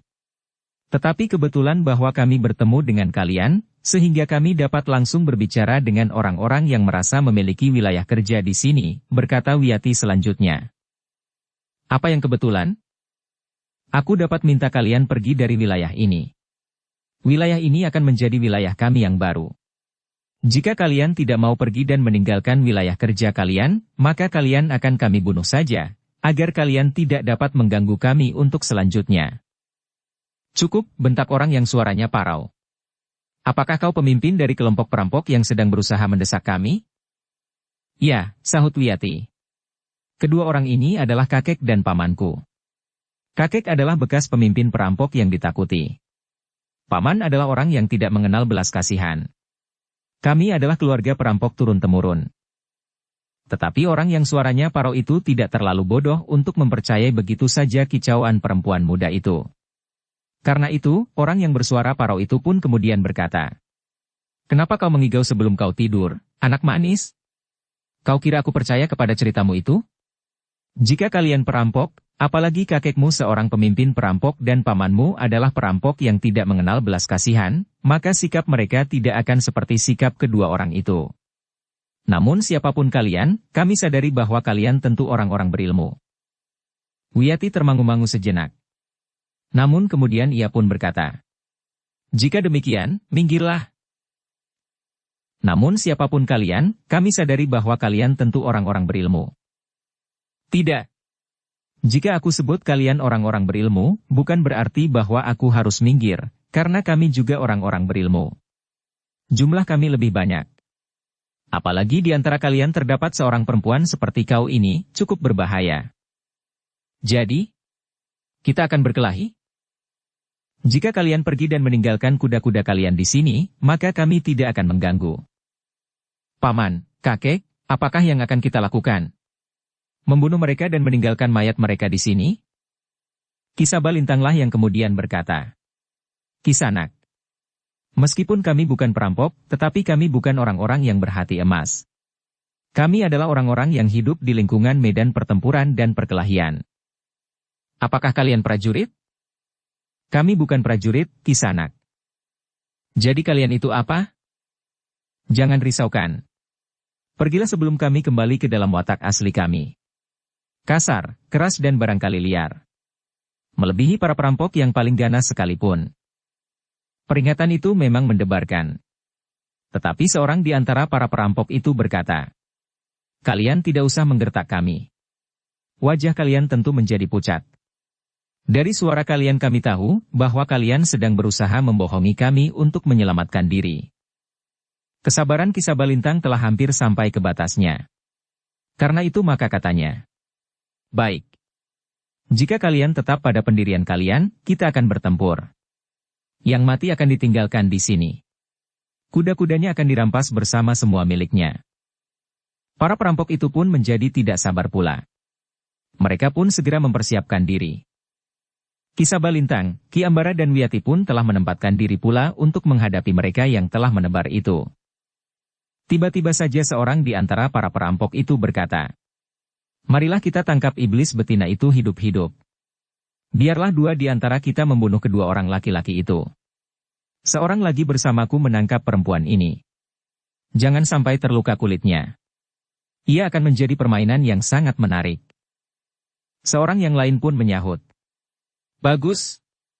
Aku ikut kau menangkap perempuan itu hidup-hidup tanpa melukainya. Tentu akan lebih sulit daripada membunuh orang yang disebutnya kakek dan paman." "Persetan," geram orang yang suaranya parau. "Ambil apa yang ingin kau ambil?" Ki Ambara dan Ki Sabalintang termangu-mangu. Namun tiba-tiba saja Ki Ambara pun berkata, "Jagalah dirimu baik-baik, cucuku. Kita akan menghadapi para perampok ini dengan cara yang sama sebagaimana mereka lakukan. Kita pun membutuhkan kuda-kuda yang baik sebagaimana kuda-kuda mereka." Para perampok itu tidak menunggu lebih lama lagi. Sejenak kemudian, orang yang bertubuh raksasa dan bersuara parau itu pun telah mendekati Ki Ambara sambil berkata, "Aku akan segera menundukkan orang yang disebut pernah menjadi pemimpin perampok ini." Ki Ambara pun mundur beberapa langkah sambil berkata, "Baiklah. Marilah kita timbang kemampuan ilmu kita." Orang yang suaranya parau itu termangu-mangu sejenak. Tetapi ia percaya bahwa orang tua itu memiliki ilmu yang tinggi. Demikianlah, sesaat kemudian keduanya telah terlibat dalam perkelahian. Ketika orang yang suaranya parau itu menyerang, maka Ki Ambara pun segera bergeser menghindar. Namun lawannya memburunya dengan serangan-serangan berikutnya. Namun Ki Ambara sudah benar-benar bersiap menghadapinya. Dalam pada itu, seorang yang lain telah menyerang Ki Sabalintang dengan serta-merta. Bahkan ketika kakinya terjulur, ia masih sempat berkata kepada kedua kawannya yang berhadapan dengan Wiyati, "Jika kau ambil perempuan itu, kalian tidak akan mendapat kuda itu." Kedua orang itu tertawa. Katanya, "Aku sudah mempunyai kuda. Tetapi aku belum mempunyai seorang perempuan." Tetapi kawannya yang menyerang Ki Sabalintang itu tidak sempat menjawab. Ki Sabalintang tidak hanya sekadar menghindari serangannya, tetapi dengan cepat telah membalas menyerang. Demikianlah, Ki Ambara dan Ki Sabalintang telah terlibat dalam pertempuran. Untuk beberapa saat Ki Ambara dan Ki Sabalintang masih harus menjajagi kemampuan lawannya. Sementara itu, dua orang yang berhadapan dengan Wiyati telah bersiap pula. Mereka pun menyadari bahwa Wiyati tentu bukan gadis kebanyakan. Sikapnya menunjukkan bahwa perempuan itu mempunyai kepercayaan diri yang tinggi. Dalam olah kanuragan, sikap itu tentu bukan sikap yang tidak berbekal. Karena itu, kedua orang itu berhati-hati. Mereka telah mengambil jarak dan siap menghadapi Wiyati dari arah yang berbeda. Wiyati pun telah mempersiapkan diri sebaik-baiknya. Ia pun memperhitungkan bahwa kedua orang itu tentu orang-orang yang sudah memiliki pengalaman yang luas. Meskipun dasar ilmu kanuraganya mungkin mapan, tetapi ditempa oleh pengalaman yang panjang, maka orang-orang itu adalah orang-orang yang sangat berbahaya. Ketika Ki Ambara dan Ki Sabalintang mulai meningkatkan ilmu mereka untuk mengimbangi lawan-lawan mereka, maka kedua orang lawan Wiyati pun mulai bergerak. Seorang di antara mereka menyerang dengan cepat ke arah lambungnya. Ketika Wiyati bergeser menghindar, maka lawannya yang lain berusaha menangkapnya dengan mengembangkan kedua tangannya. Tetapi orang itu terkejut ketika kaki Wiyati terjulur lurus ke arah dadanya. Orang itu dengan cepat meloncat ke samping. Jantungnya berdebar-debar karena ujung tumit Wiyati hampir saja menyentuh tubuhnya. "Perempuan ini memang berbahaya," berkata orang itu di dalam hatinya. Sejenak kemudian, Wiyatilah yang berloncatan menyerang. Namun ia masih mengekang diri, karena Wiyati belum mengetahui seberapa jauh kemampuan lawannya. Mungkin keduanya sangat berbahaya. Tetapi mungkin pula tidak. Pertempuran pun kemudian berlangsung semakin sengit. Ki Ambara yang telah dapat menduga tenaga dan kemampuan lawannya, menempatkan dirinya dengan mapan. Ia tahu apa yang sebaiknya dilakukan untuk menghadapi raksasa yang suaranya parau itu. Orang yang suaranya parau itu pun sudah dapat menduga pula kemampuan Ki Ambara. Dengan demikian maka jantungnya menjadi semakin berdebaran. Ia sadar bahwa orang itu memiliki ilmu yang tinggi. Tetapi raksasa yang suaranya parau itu masih merasa mempunyai kelebihan. Ia merasa bahwa tenaganya lebih kuat dari tenaga lawannya. Karena itu, maka raksasa yang suaranya parau itu berapa kali sengaja telah membenturkan kekuatannya. Tetapi ternyata bahwa yang diketahuinya tentang kemampuan Ki Ambara adalah baru sebagian kecil saja. Ki Ambara sengaja tidak menunjukkan kelebihannya dengan berlebihan. Ternyata Ki Sabalintang pun demikian pula. Ia menempatkan diri pada tataran kemampuan lawannya. Meskipun sebenarnya Ki Sabalintang dapat menyelesaikannya dengan cepat, tetapi ia tidak melakukannya. Bahkan Ki Ambara dengan sengaja ingin melihat kemampuan Wiyati yang sebenarnya jika ia benar-benar turun ke medan pertempuran. Bukan sekedar latihan. Betapapun Wiyati mengerahkan kemampuannya di dalam latihan-latihan, namun ia tidak akan bersungguh-sungguh seperti dalam pertempuran yang sebenarnya. Malam itu, Wiyati menghadapi dua orang lawan yang sebenarnya. Dua orang perampok yang keras dan kasar. Bahkan mereka telah dibakar oleh nafsunya pula setelah mereka melihat wajah Wiyati yang cantik.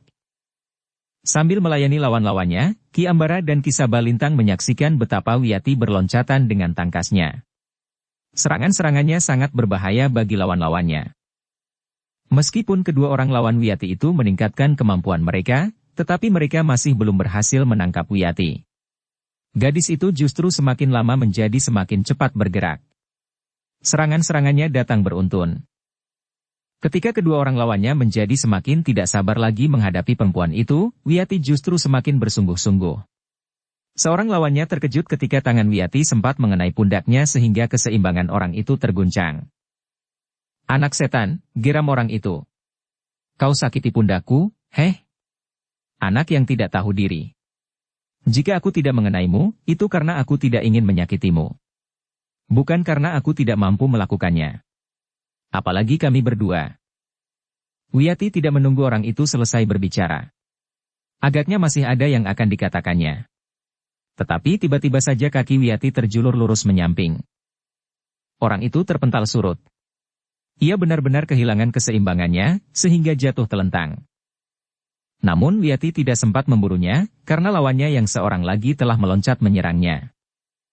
Wiyati bergeser surut. Namun ia sudah siap menghadapi segala kemungkinan. Lawannya yang terjatuh itu dengan cepat bangkit sambil mengumpat kasar. Namun orang itu pun kemudian terbatuk-batuk. Dadanya serasa menjadi sesak.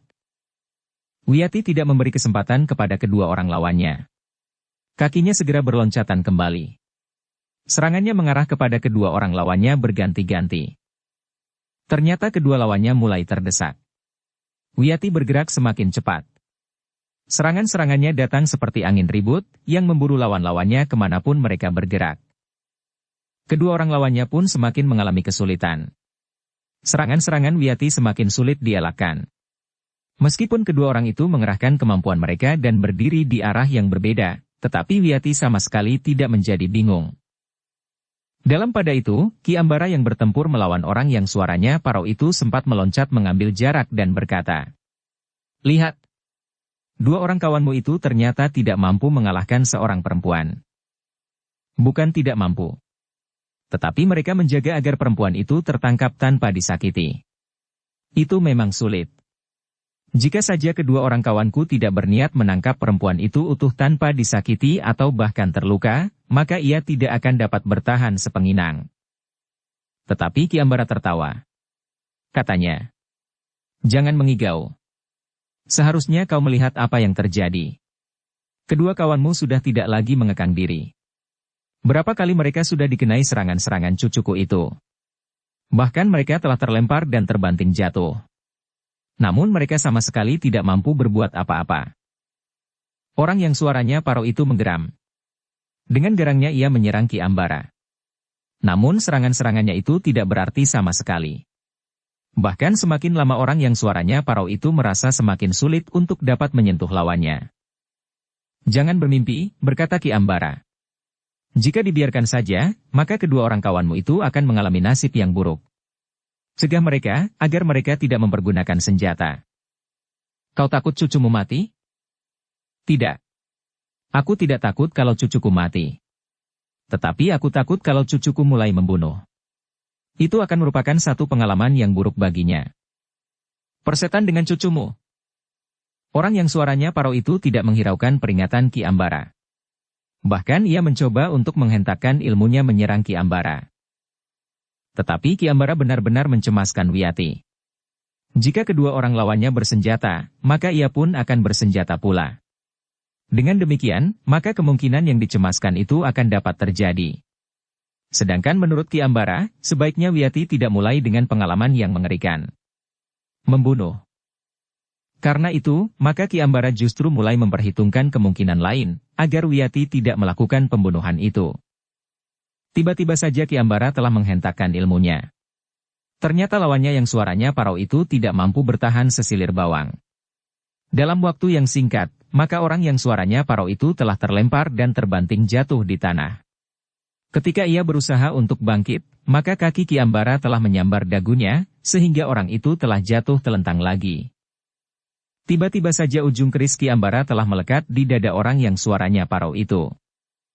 Berhenti! Semuanya berhenti! Atau dada orang ini akan tertembus ujung kerisku. Udara di atas medan itu pun bagaikan tergetar. Kawan-kawan orang yang suaranya parau itu pun terkejut dan berloncatan surut. Ki Sabalintang pun mengerutkan dahinya. Ia sama sekali belum meningkatkan ilmunya. Ia masih melayani lawannya menurut tataran kemampuan lawannya. Sementara itu, kedua orang lawan Wiyati pun telah meloncat mengambil jarak pula. Perintahkan kawan-kawanmu meletakkan senjata mereka, berkata Ki Ambara. Orang yang suaranya parau itu masih kebingungan. Ia tidak tahu apa yang terjadi. Tiba-tiba saja ia sudah jatuh telentang dan tidak berdaya. Kisanak, berkata Ki Ambara. Kau sebenarnya bukan apa-apa bagiku. Dengan ujung kelingkingku, aku dapat menusuk dadamu sampai tembus ke jantung. Tetapi aku tidak ingin kau terlalu kecewa, bahwa ternyata ilmumu masih sangat rendah. Tetapi ternyata aku dihadapkan pada kecemasan yang lain. Aku tidak ingin cucuku membunuh. Karena kedua orang kawanmu itu tidak akan mampu melawan cucuku yang berilmu tinggi itu. Orang yang suaranya parau itu termangu-mangu sejenak. Namun kemudian ia pun menyadari bahwa orang tua itu berkata sebenarnya. Ia tidak sekedar menakut-nakutinya. Jika saja dikehendaki, maka jantungnya benar-benar telah berlubang. Cepat! Sebelum kedua orang kawanmu mati. Orang yang suaranya parau itu akhirnya berkata. Kita hentikan pertempuran ini. Kita biarkan mereka lewat. Menyerah! Katakan bahwa kalian menyerah. Namun Wiyati pun berteriak. Kakek! Beri aku kesempatan. Aku akan menyelesaikan persoalanku dengan kedua orang ini. Ki Ambara pun berdesis. Cepat! Perintahkan kedua kawanmu itu menyerah. Orang yang suaranya parau itu tidak dapat berbuat lain. Katanya. Kita menyerah. Kita hentikan perlawanan. Kawan-kawannya masih saja termangu-mangu sejenak. Namun lawan Ki Sabalintang itu pun menyadari bahwa ia memang tidak akan dapat memenangkan pertempuran itu. Sebenarnya ia mengharapkan salah seorang dari kedua orang yang bertempur melawan perempuan muda itu. Namun agaknya keduanya pun mengalami kesulitan, sehingga keduanya harus mempergunakan senjatanya. Licik! Pengecut, teriak Wiyati. Kalian tidak boleh menyerah. Hentikan perkelahian yang tidak berarti ini. Kita tidak akan membunuh seorang pun di antara mereka. Jika kita tidak membunuh mereka, maka merekalah yang akan membunuh banyak orang. Kita akan menguasai darah ini. Kita akan selalu hilir mudik lewat jalan ini. Jika kita masih mendengar bahwa di sini ada kelompok penyamun yang menyaingi pekerjaan kita di sini, maka kita akan benar-benar membunuh. Sekarang aku dapat membunuh mereka. Aku mempunyai alasan yang kuat untuk melakukannya, karena keduanya akan menangkap dan membawa aku ke sarang mereka. Sudahlah. Bagaimana jika hal seperti ini terjadi atas gadis-gadis yang tidak berdaya? Sudah aku katakan, kita akan selalu hilir mudik lewat jalan ini. Kita akan membunuh mereka dan mendatangi sarangnya. Wiyati terdiam. Tetapi ia merasa sangat kecewa bahwa kedua lawannya itu telah menyerah. Sebenarnya lah kedua orang lawan Wiyati itu telah meletakkan senjata mereka. Demikian pula orang yang bertempur melawan Ki Sabalintang. Sekarang kalian boleh pergi, berkata Ki Ambara. Orang-orang itu merasa heran. Begitu saja mereka boleh meninggalkan tempat itu, setelah mereka mengancam untuk merampas kuda ketiga orang itu. Bahkan kemudian seorang perempuan di antara mereka. Ki Ambara itu kemudian telah membentak. Pergi! Atau kami rubah keputusan kami. Keempat orang itu memang menjadi bingung, sehingga Ki Ambara telah membentak pula. Pergi! Kalian dengar? Ambil kuda kalian dan cepat meloncat naik ke punggungnya. Keempat orang itu pun kemudian berlari-lari ke kuda mereka yang mereka tambatkan di pinggir jalan.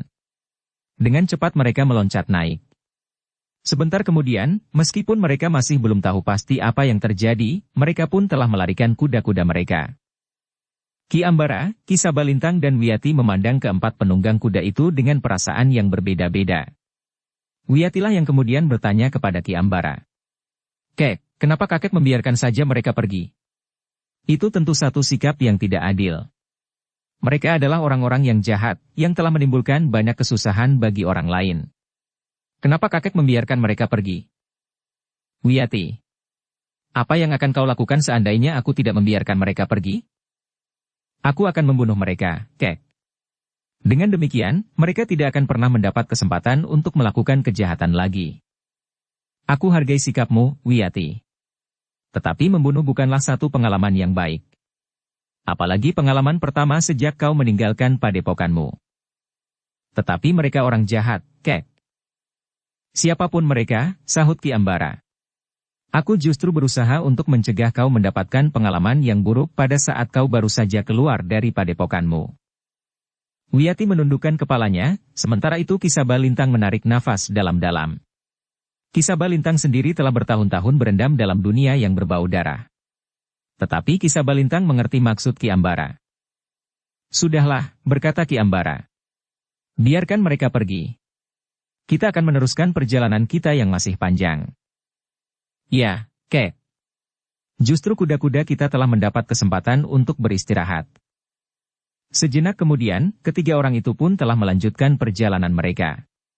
Mereka tidak memacu kuda mereka dengan kecepatan yang terlalu tinggi. Perjalanan mereka bertiga memang perjalanan yang jauh. Karena itu, mereka justru tidak merasa perlu terlalu tergesa-gesa. Semalam suntuk mereka menempuh perjalanan. Jika mereka berhenti, maka yang mereka ingat adalah kuda-kuda mereka yang letih. Pada saat matahari terbit, mereka masih berada di perjalanan. Mereka pun kemudian telah berhenti di pinggir sebuah sungai kecil. Airnya yang jernih mengalir gemericik menurut iramanya sendiri. Kita benahi diri kita, agar tidak menarik perhatian banyak orang, berkata Ki Ambara.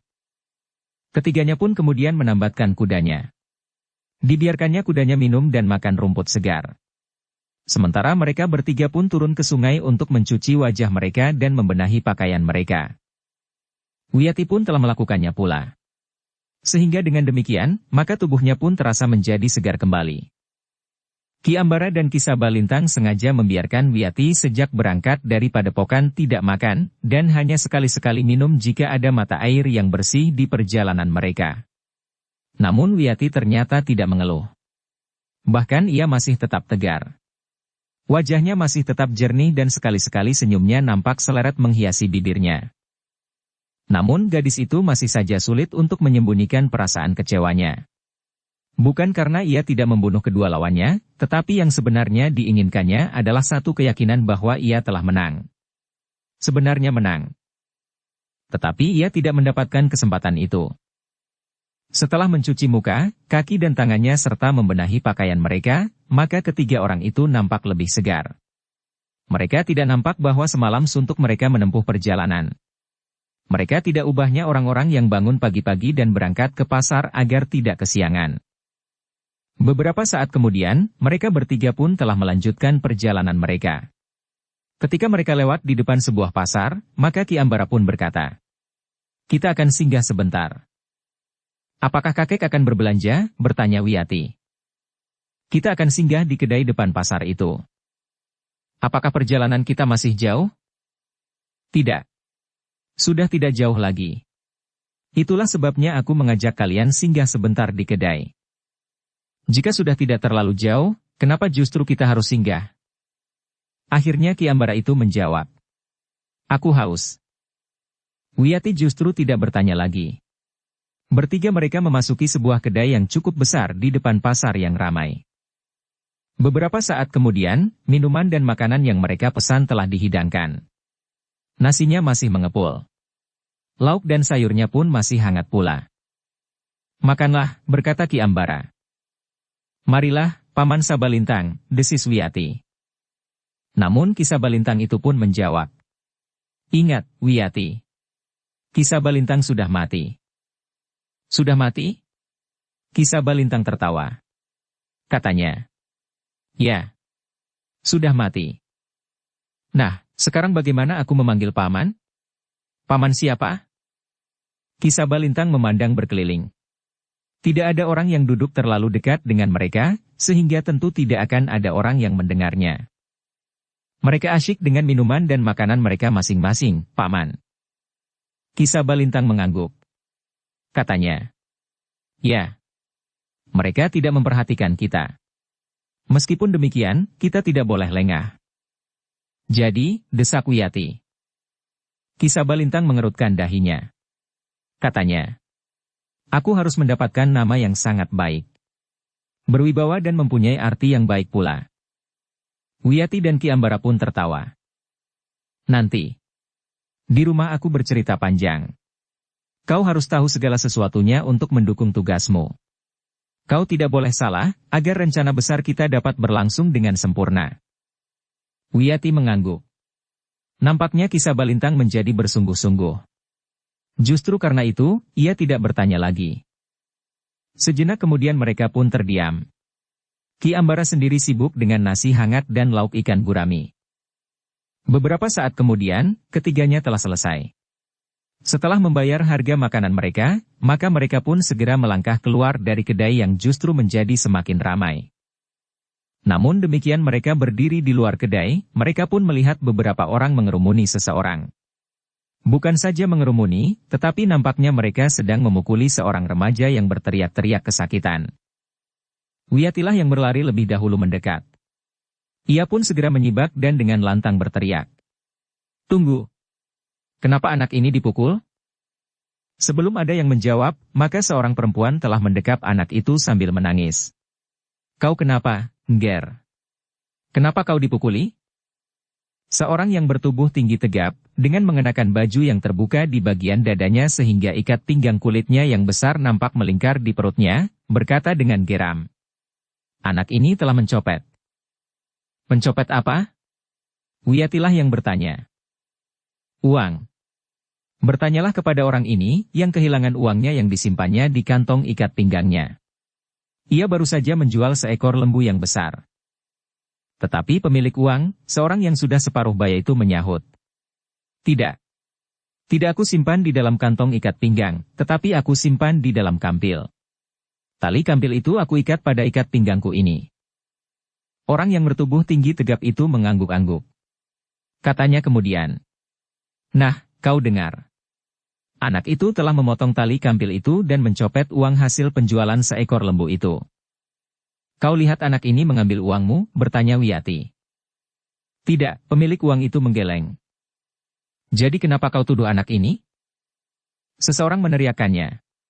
Anak inilah yang mencopet uangku. Mana orang itu? Pemilik uang itu memandang berkeliling. Tetapi orang yang telah meneriakkan copet itu telah tidak nampak. Jadi bagaimana kau yakin bahwa anak ini mencopet, desak Wiyati. Pemilik uang itu termangu-mangu sejenak. Orang yang bertubuh tinggi besar itulah yang menyahut. Tiba-tiba saja kami sudah menangkap dan memukuli anak ini, agar ia mengaku di mana ia menyembunyikan uangnya. Tetapi tuduhan kalian tidak berdasarkan pada bukti dan saksi. Jika orang yang menuduh anak ini mencopet itu yakin, ia tentu masih ada di sini sekarang. Dukung channel Novel Silat dengan subscribe, follow, like, komen dan share. Orang-orang yang telah ikut memukuli anak itu pun menjadi ragu-ragu. Mereka saling berpandangan sejenak. Sementara remaja itu masih menangis, perempuan itu pun masih duduk bersimpuh di lingkaran kerumunan orang-orang yang semula memukulinya. Siapa yang berani meyakini bahwa anak ini bersalah, berkata Wiyati lantang. Tidak seorang pun menjawab. Dan orang yang bertubuh tinggi kekar itu pun berkata, "Maaf. Aku hanya terseret arus." Wiyati tidak menjawab. Ketika orang-orang yang berkerumun itu telah bubar, maka Wiyati pun berkata kepada perempuan yang menangisi anak itu, "Apakah kau keluarganya, Bibi?" "Iya, ini anakku. Meskipun anak angkat, tetapi sudah seperti anakku sendiri. Ayah dan ibunya telah meninggal beberapa tahun yang lalu. Ajaklah pulang. Tidak akan ada lagi yang mengganggunya. Aku mengucapkan terima kasih, Nger. Jika tidak ada kau, apa jadinya dengan anakku ini?" Wiyati tersenyum. Katanya, "Bukankah wajar bahwa aku harus menolongnya? Sekali lagi aku mengucapkan terima kasih, Nger." Wiyati pun kemudian memandang pemilik uang yang hilang itu. Katanya, "Kau sudah kehilangan uangmu. Tetapi sebaiknya kau minta maaf kepada anak ini." "Iya, iya. Aku minta maaf," desis pemilik uang itu. Perempuan yang mendekap anak angkatnya itu memandanginya. Sejenak ia termangu-mangu. Namun kemudian ia pun mengangguk kecil. "Pemilik kedai kecil di ujung pasar itu adalah adikku," berkata pemilik uang yang hilang itu. "Jika terjadi sesuatu dengan anak itu, atau jika kau memerlukan sesuatu bagi pengobatan anak itu, hubungilah pemilik kedai itu. Ia akan menyampaikannya kepadaku. Aku menyesal sekali bahwa kesalahpahaman ini terjadi." "Baiklah, Kisanak," desis perempuan itu. "Mudah-mudahan tak terjadi apa-apa dengan anakku." Perempuan itu pun kemudian mengajak anak angkatnya meninggalkan tempat itu. Wiyati masih berdiri beberapa saat di tempat itu. Demikian pula pemilik uang yang nampaknya sangat menyesal itu. Mereka memandangi anak yang tidak bersalah itu berjalan agak timpang. Agaknya kakinya masih merasa sakit oleh pukulan-pukulan beberapa orang yang tergesa-gesa menganggapnya bersalah. Namun sejenak kemudian, Wiyati pun berkata, "Marilah, Kisanak. Aku akan pulang." "Di mana rumahmu?" bertanya pemilik uang itu. Wiyati menjadi agak bingung. Namun kemudian ia pun tersenyum sambil menjawab, "Tidak jauh lagi, Kisanak." Pemilik uang itu menarik nafas dalam-dalam.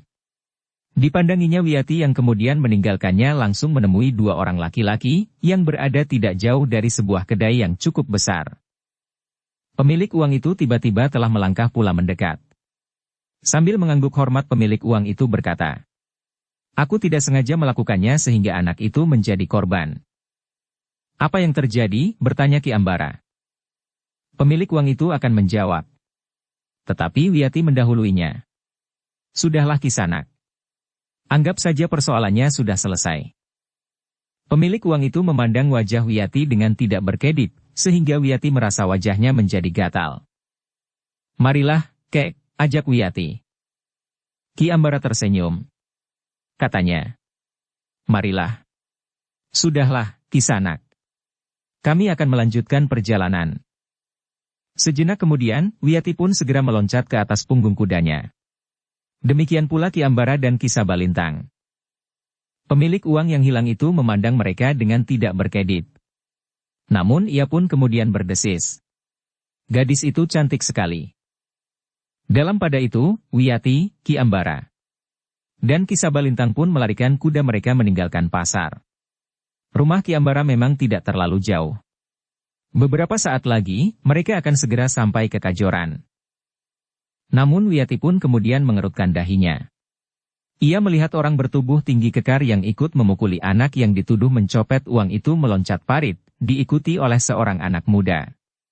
Mereka berdua langsung masuk ke dalam kuburan tua yang terletak di sebuah gumuk kecil, tidak terlalu jauh dari jalan yang dilewati oleh Wiyati, Ki Ambara dan Ki Sabalintang. Beberapa langkah setelah mereka melewati gumuk kecil itu, tiba-tiba saja Wiyati berkata, "Kita berhenti sejenak, Kek." "Ada apa, Wiyati?" Orang yang ikut memukuli anak itu memasuki kuburan itu bersama seorang anak muda. "Sudahlah," berkata Ki Ambara. "Jangan terlalu banyak mencampuri persoalan orang lain." Wiyati tersenyum. Katanya, "Tidak, Kek. Aku hanya menjadi penasaran. Aku ingin tahu apa yang mereka lakukan di kuburan tua itu." "Cepatlah. Kita harus segera sampai di rumah. Aku berjanji bahwa hari ini aku pulang. Jika ada tamu dari Sangkal Putung dan aku belum ada di rumah, ia dapat bertanya panjang kepada para pembantu di rumah. Mereka tidak tahu persoalan seluruhnya yang kita hadapi. Mungkin jawaban mereka dapat membuat tamuku menjadi ragu-ragu. Ya, Kek. Aku hanya sebentar. Wiyati pun kemudian meloncat turun dari kudanya dan berlari ke gumuk kecil itu. Ketika ia mendekati dinding kuburan, maka Wiyati pun menjadi lebih berhati-hati. Ia tidak lagi berlari, tetapi justru merunduk perlahan-lahan. Dinding kuburan itu tidak terlalu tinggi. Karena itu, Wiyati yang berdiri di balik gerumbul perdu, sempat menjenguk ke dalam kuburan itu. Wiyati memang agak terkejut. Orang bertubuh tinggi kekar dan anak muda yang memasuki kuburan itu, duduk tidak terlalu jauh dari dinding kuburan itu. Terdengar orang bertubuh tinggi kekar itu membentak. "Kau curang, heh!" Anak muda yang menjadi ketakutan itu menjawab dengan suara bergetar. "Tidak. Aku tidak curang. Hanya inikah hasil penjualan seekor lembu? Aku tidak tahu. Tetapi hanya itulah yang ada di dalam kampil itu." "Kau tentu sudah menyembunyikan sebagian isi kampil ini." "Tidak, Kang, tidak." Tetapi orang yang bertubuh tinggi kekar itu telah menampar anak muda itu sambil membentak semakin kasar. "Berikan semua uangmu." "Aku tidak mempunyai uang." Ia meninggalkan tempat itu. "Kau sembunyikan di mana uang itu, heh?" "Aku memang tidak punya uang." "Kau memang harus dicekik di sini. Jika tadi aku tidak mengalihkan perhatian orang-orang di pasar itu dan mengorbankan anak yang dipukuli banyak orang itu, kau sudah ditangkap. Kau sudah dipukuli orang sepasar hingga mati. Tetapi akulah yang meneriaki anak itu mula-mula, sehingga semua orang menangkapnya, termasuk kau, Kang." "Tutup mulutmu," sekali lagi orang itu menampar. Darah mulai mengalir dari sela-sela bibir anak muda itu. Sambil merintih ia pun berkata, "Ampun, Kang. Aku tidak mengurangi isi kampil itu. Kemarin 2 orang kawanmu juga telah mencuri uang dari korban-korbannya. Sekarang kau melakukannya juga." "Aku tidak melakukannya, Kang." "Sungguh." Orang bertubuh tinggi kekar itu agaknya sama sekali tidak menaruh belas kasihan, seperti saat ia memukuli seorang anak tanpa belas kasihan untuk menarik perhatian banyak orang, maka ia pun mulai memukul anak muda itu. "Berikan uang yang telah kau curi itu, heh! Di mana kau menyembunyikannya?" "Aku tidak mencuri, Kang. Jangan sakiti aku. Nanti aku carikan gantinya di pasar itu, Kang, mumpung masih pagi." "Tidak. Aku tidak mau kau bohongi. Bukan saja karena aku sedang membutuhkan uang, tetapi aku tidak mau kau remehkan seperti ini. Kau mencoba menipu dan menganggap aku sangat dungu. Kau kira aku tidak tahu harga seekor lembu? Ampun, Kang. Ampun. Aku benar-benar tidak mencuri. Mungkin orang itu sudah mempergunakan sebagian uangnya untuk membeli sesuatu, atau untuk membayar hutangnya." Satu pukulan yang keras telah melemparkan anak itu sehingga jatuh terguling. Namun ketika anak itu mulai berteriak kesakitan, laki-laki bertubuh tinggi dan kekar itu mencekiknya sambil membentak. "Jika kau berteriak, aku cekik kau sampai mati." Suara anak muda itu terputus. Cekikan itu bukan sekedar main-main. "Di mana uang itu, heh? Di mana?" Anak muda itu tidak lagi bisa menjawab. Suaranya tertelan oleh cekikan yang semakin keras. Namun laki-laki bertubuh tinggi dan kekar itu terkejut ketika terdengar suara perempuan. "Jadi inikah yang kau lakukan, Kisanak?" Laki-laki bertubuh tinggi dan kekar itu melepaskan anak muda itu. Ia pun kemudian berdiri tegak menghadap Wiyati sambil menggeram. "Apa yang kau lakukan di sini? Sekarang aku tahu, apa yang sebenarnya telah terjadi di pasar itu. Apa yang kau ketahui? Kaulah sumber dari keributan itu. Kau telah menggerakkan beberapa orang anak-anak muda dan remaja untuk melakukan kejahatan. Mereka harus menyerahkan semua uang hasil kejahatan itu kepadamu. Mungkin kau berbaik hati memberi mereka sekeping 2 keping uang. Tetapi tentu tidak seimbang dengan kemungkinan buruk yang dapat mereka alami. Apa yang kau maui sebenarnya?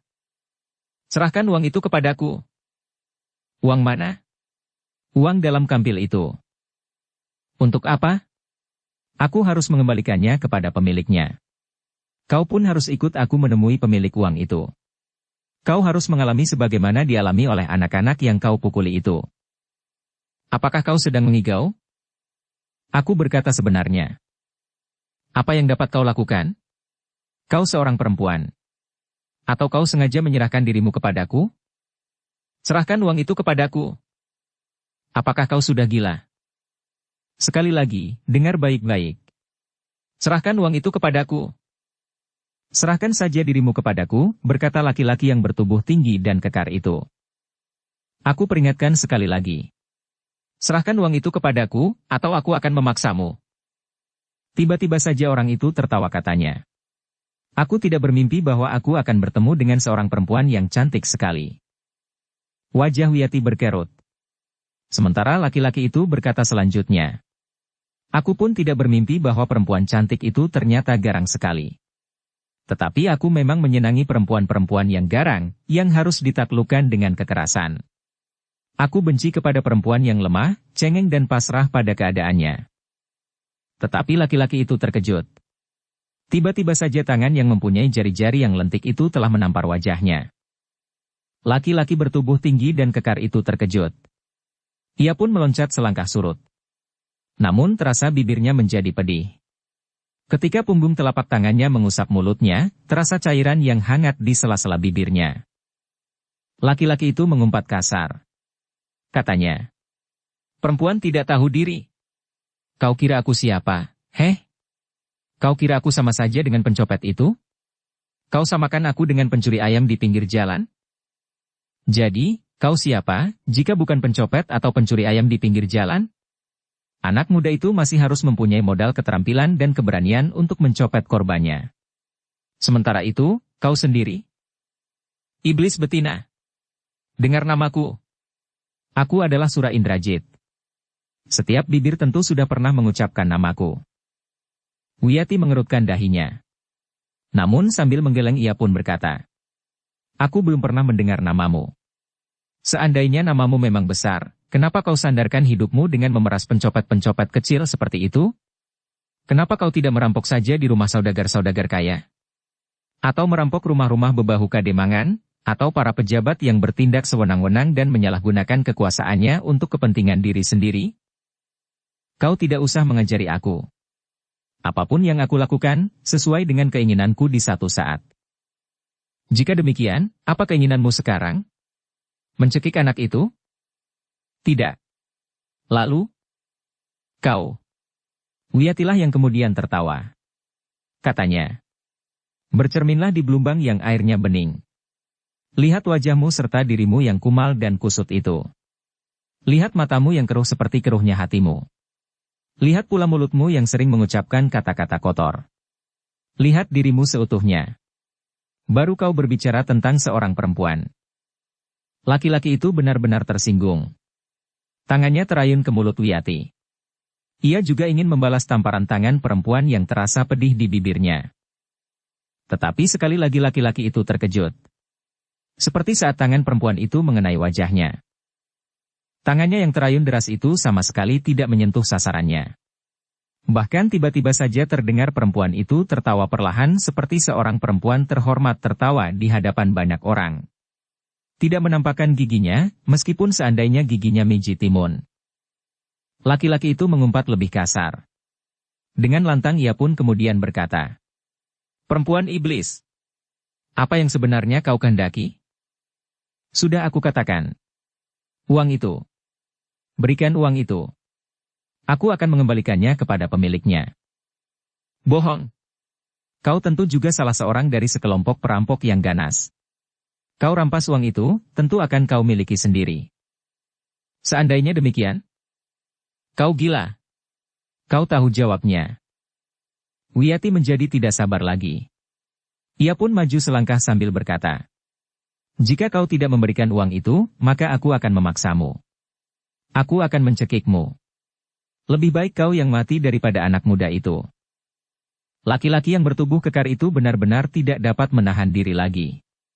Ia pun segera meloncat menyerang Wiyati. Tangannya terayun dengan derasnya mengarah ke kening Wiyati. Namun Wiyati pun dengan sigapnya menghindar. Ia meloncat di antara batu-batu nisan yang sudah berlumut di kuburan tua itu. Ketika laki-laki itu memburunya, Wiyati mampu melenting dengan cepat. Namun laki-laki itulah yang kemudian mengaduh tertahan. Kaki Wiyatilah yang kemudian menyentuh lambungnya. Laki-laki itu hampir saja kehilangan keseimbangannya.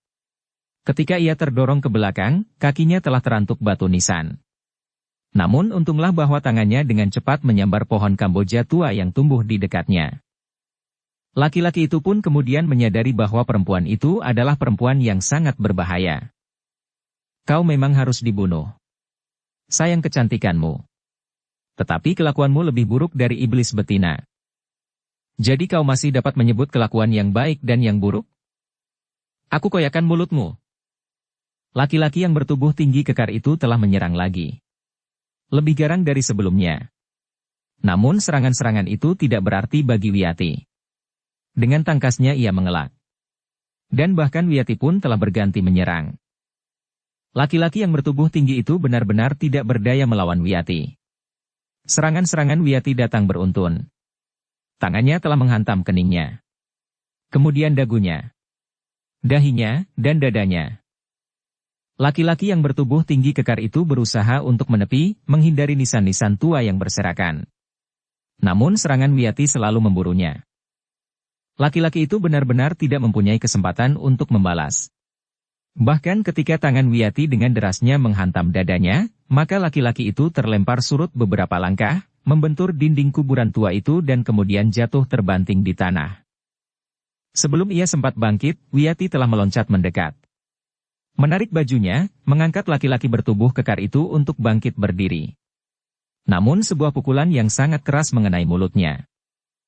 Bukan saja bibirnya menjadi pecah, tetapi dua giginya telah rontok, sementara tubuh laki-laki itu sekali lagi terlempar membentur dinding kuburan. Terdengar laki-laki itu mengerang kesakitan. Sementara Wiyati pun berkata lantang, "Bangun! Bangun! Atau aku injak perutmu." Laki-laki itu benar-benar menjadi cemas menghadapi perempuan yang cantik tetapi garang itu. Dengan susah payah, orang itu berusaha untuk bangkit berdiri. "Berikan uang itu kepadaku, atau aku remukan kau di sini." Laki-laki itu termangu-mangu sejenak. "Cepat, jawab," bentak Wiyati sambil menggapai leher laki-laki itu dan mencengkeramnya dengan jari-jarinya. Laki-laki itu sama sekali tidak mengira bahwa jari-jari yang kelihatan lentik itu dapat menjadi sekeras besi baja. Ada niat laki-laki itu untuk ganti mencengkam leher perempuan itu.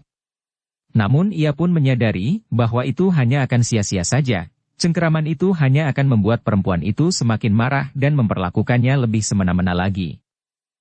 Karena itu, ketika lehernya tersumbat, ia pun berkata sendat, "Ambil. Ambil uang itu." Wiyati pun melepaskan laki-laki itu. "Jangan beranjak dari tempatmu," berkata Wiyati sambil memungut kampil uang yang jatuh. Laki-laki itu memang tidak berani beringsut. Namun setelah Wiyati memungut kampil uang itu, ia pun bertanya, "Apakah aku sudah boleh pergi?" "Pergi? Kau akan pergi kemana?" "Pulang." "Begitu enaknya kau pulang. Kau akan aku bawa mengembalikan uang itu kepada pemiliknya." "Pemiliknya tentu sudah pergi." "Belum. Aku tahu. Ia tentu singgah di kedai saudaranya itu."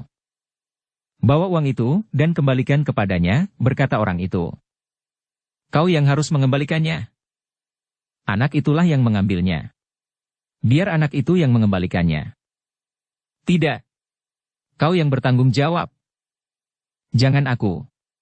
Tangan Wiyati pun telah menampar wajahnya sehingga laki-laki itu mengaduh kesakitan. Wajahnya yang telah menjadi lebam dengan noda-noda biru di kening dan matanya, terasa semakin sakit. Tetapi Wiyati sama sekali tidak mempunyai belas kasihan kepadanya. Dengan lantang ia pun berkata, "Ayo, jangan membuat aku semakin marah." Laki-laki yang bertubuh tinggi kekar itu benar-benar tidak mempunyai kesempatan lagi. Ia pun kemudian melangkah keluar dari kuburan tua yang terletak di gumuk kecil itu. Demikian mereka keluar dari kuburan, mereka melihat dua orang laki-laki berdiri termangu-mangu. Di dekat mereka tertambat 3 ekor kuda yang tegar. "Apa yang kau lakukan?" bertanya Ki Ambara.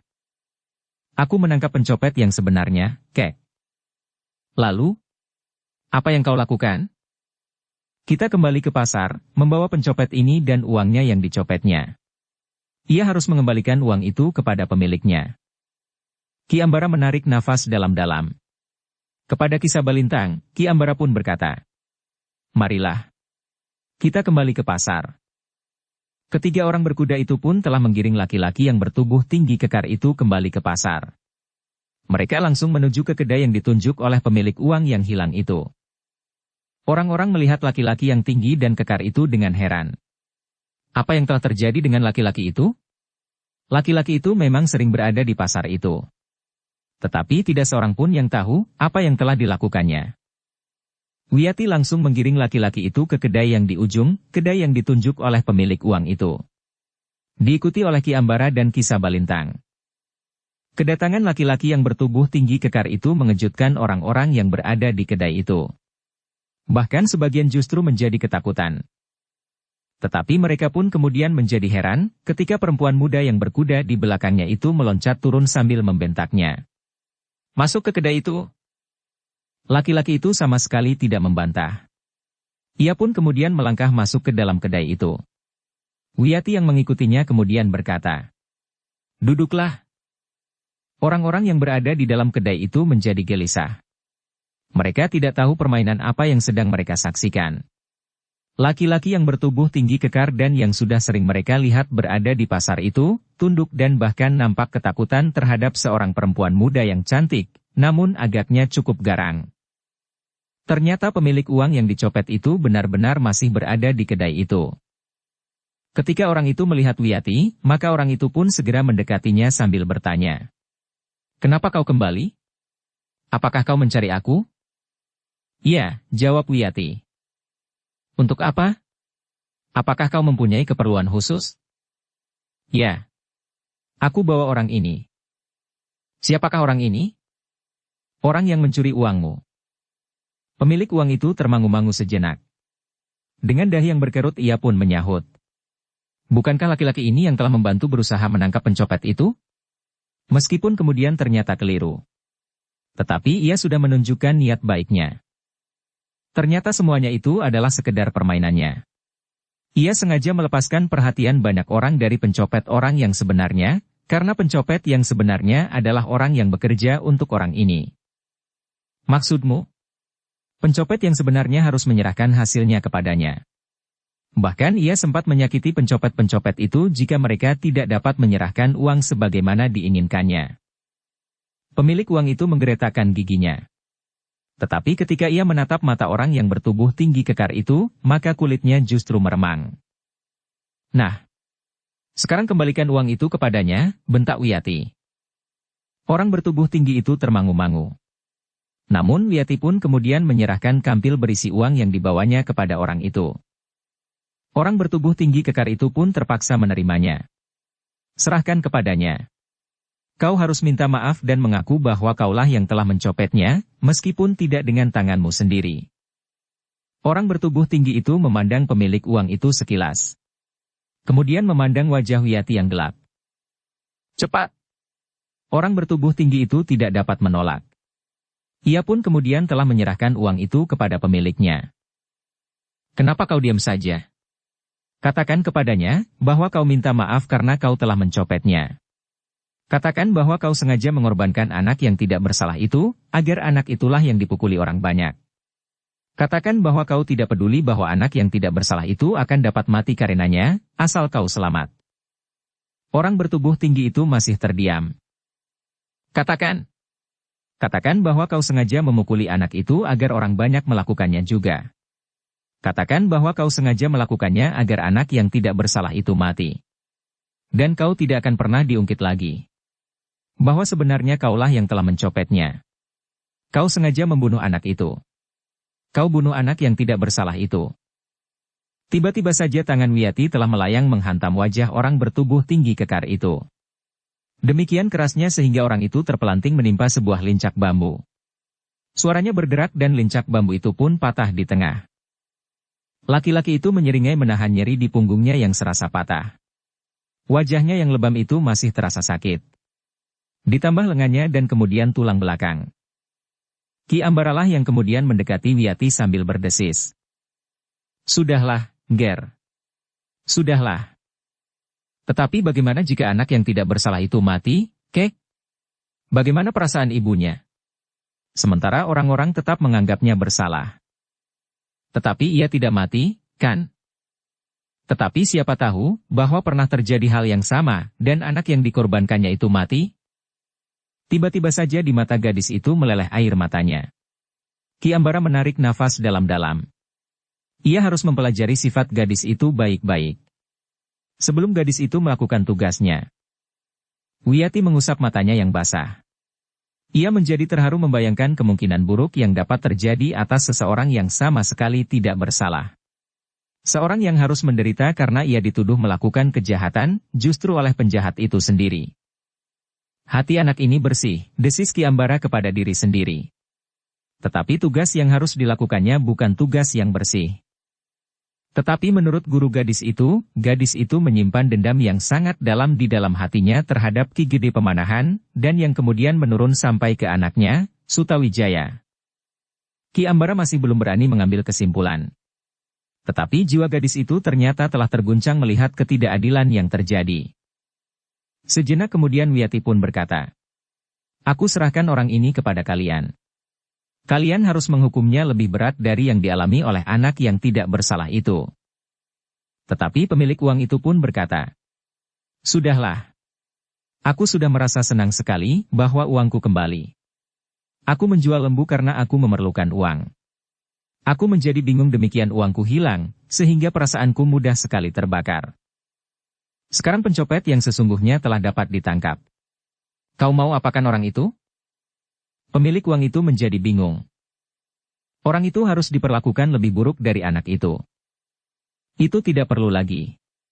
Uangku sudah kembali. Jika uangmu sudah kembali, maka kau sama sekali tidak merasa tersinggung atas ketidakadilan yang telah terjadi itu? Bukan begitu. Tetapi aku tidak mau memperpanjang persoalan lagi. Lalu, kau lepaskan orang itu? Apa yang harus aku lakukan? Pukuli orang itu, seperti kau memukuli anak itu. Bahkan harus lebih dari itu. Bersambung ke bab 468. Dukung kami dengan subscribe, follow, like, komen dan share. Terima kasih.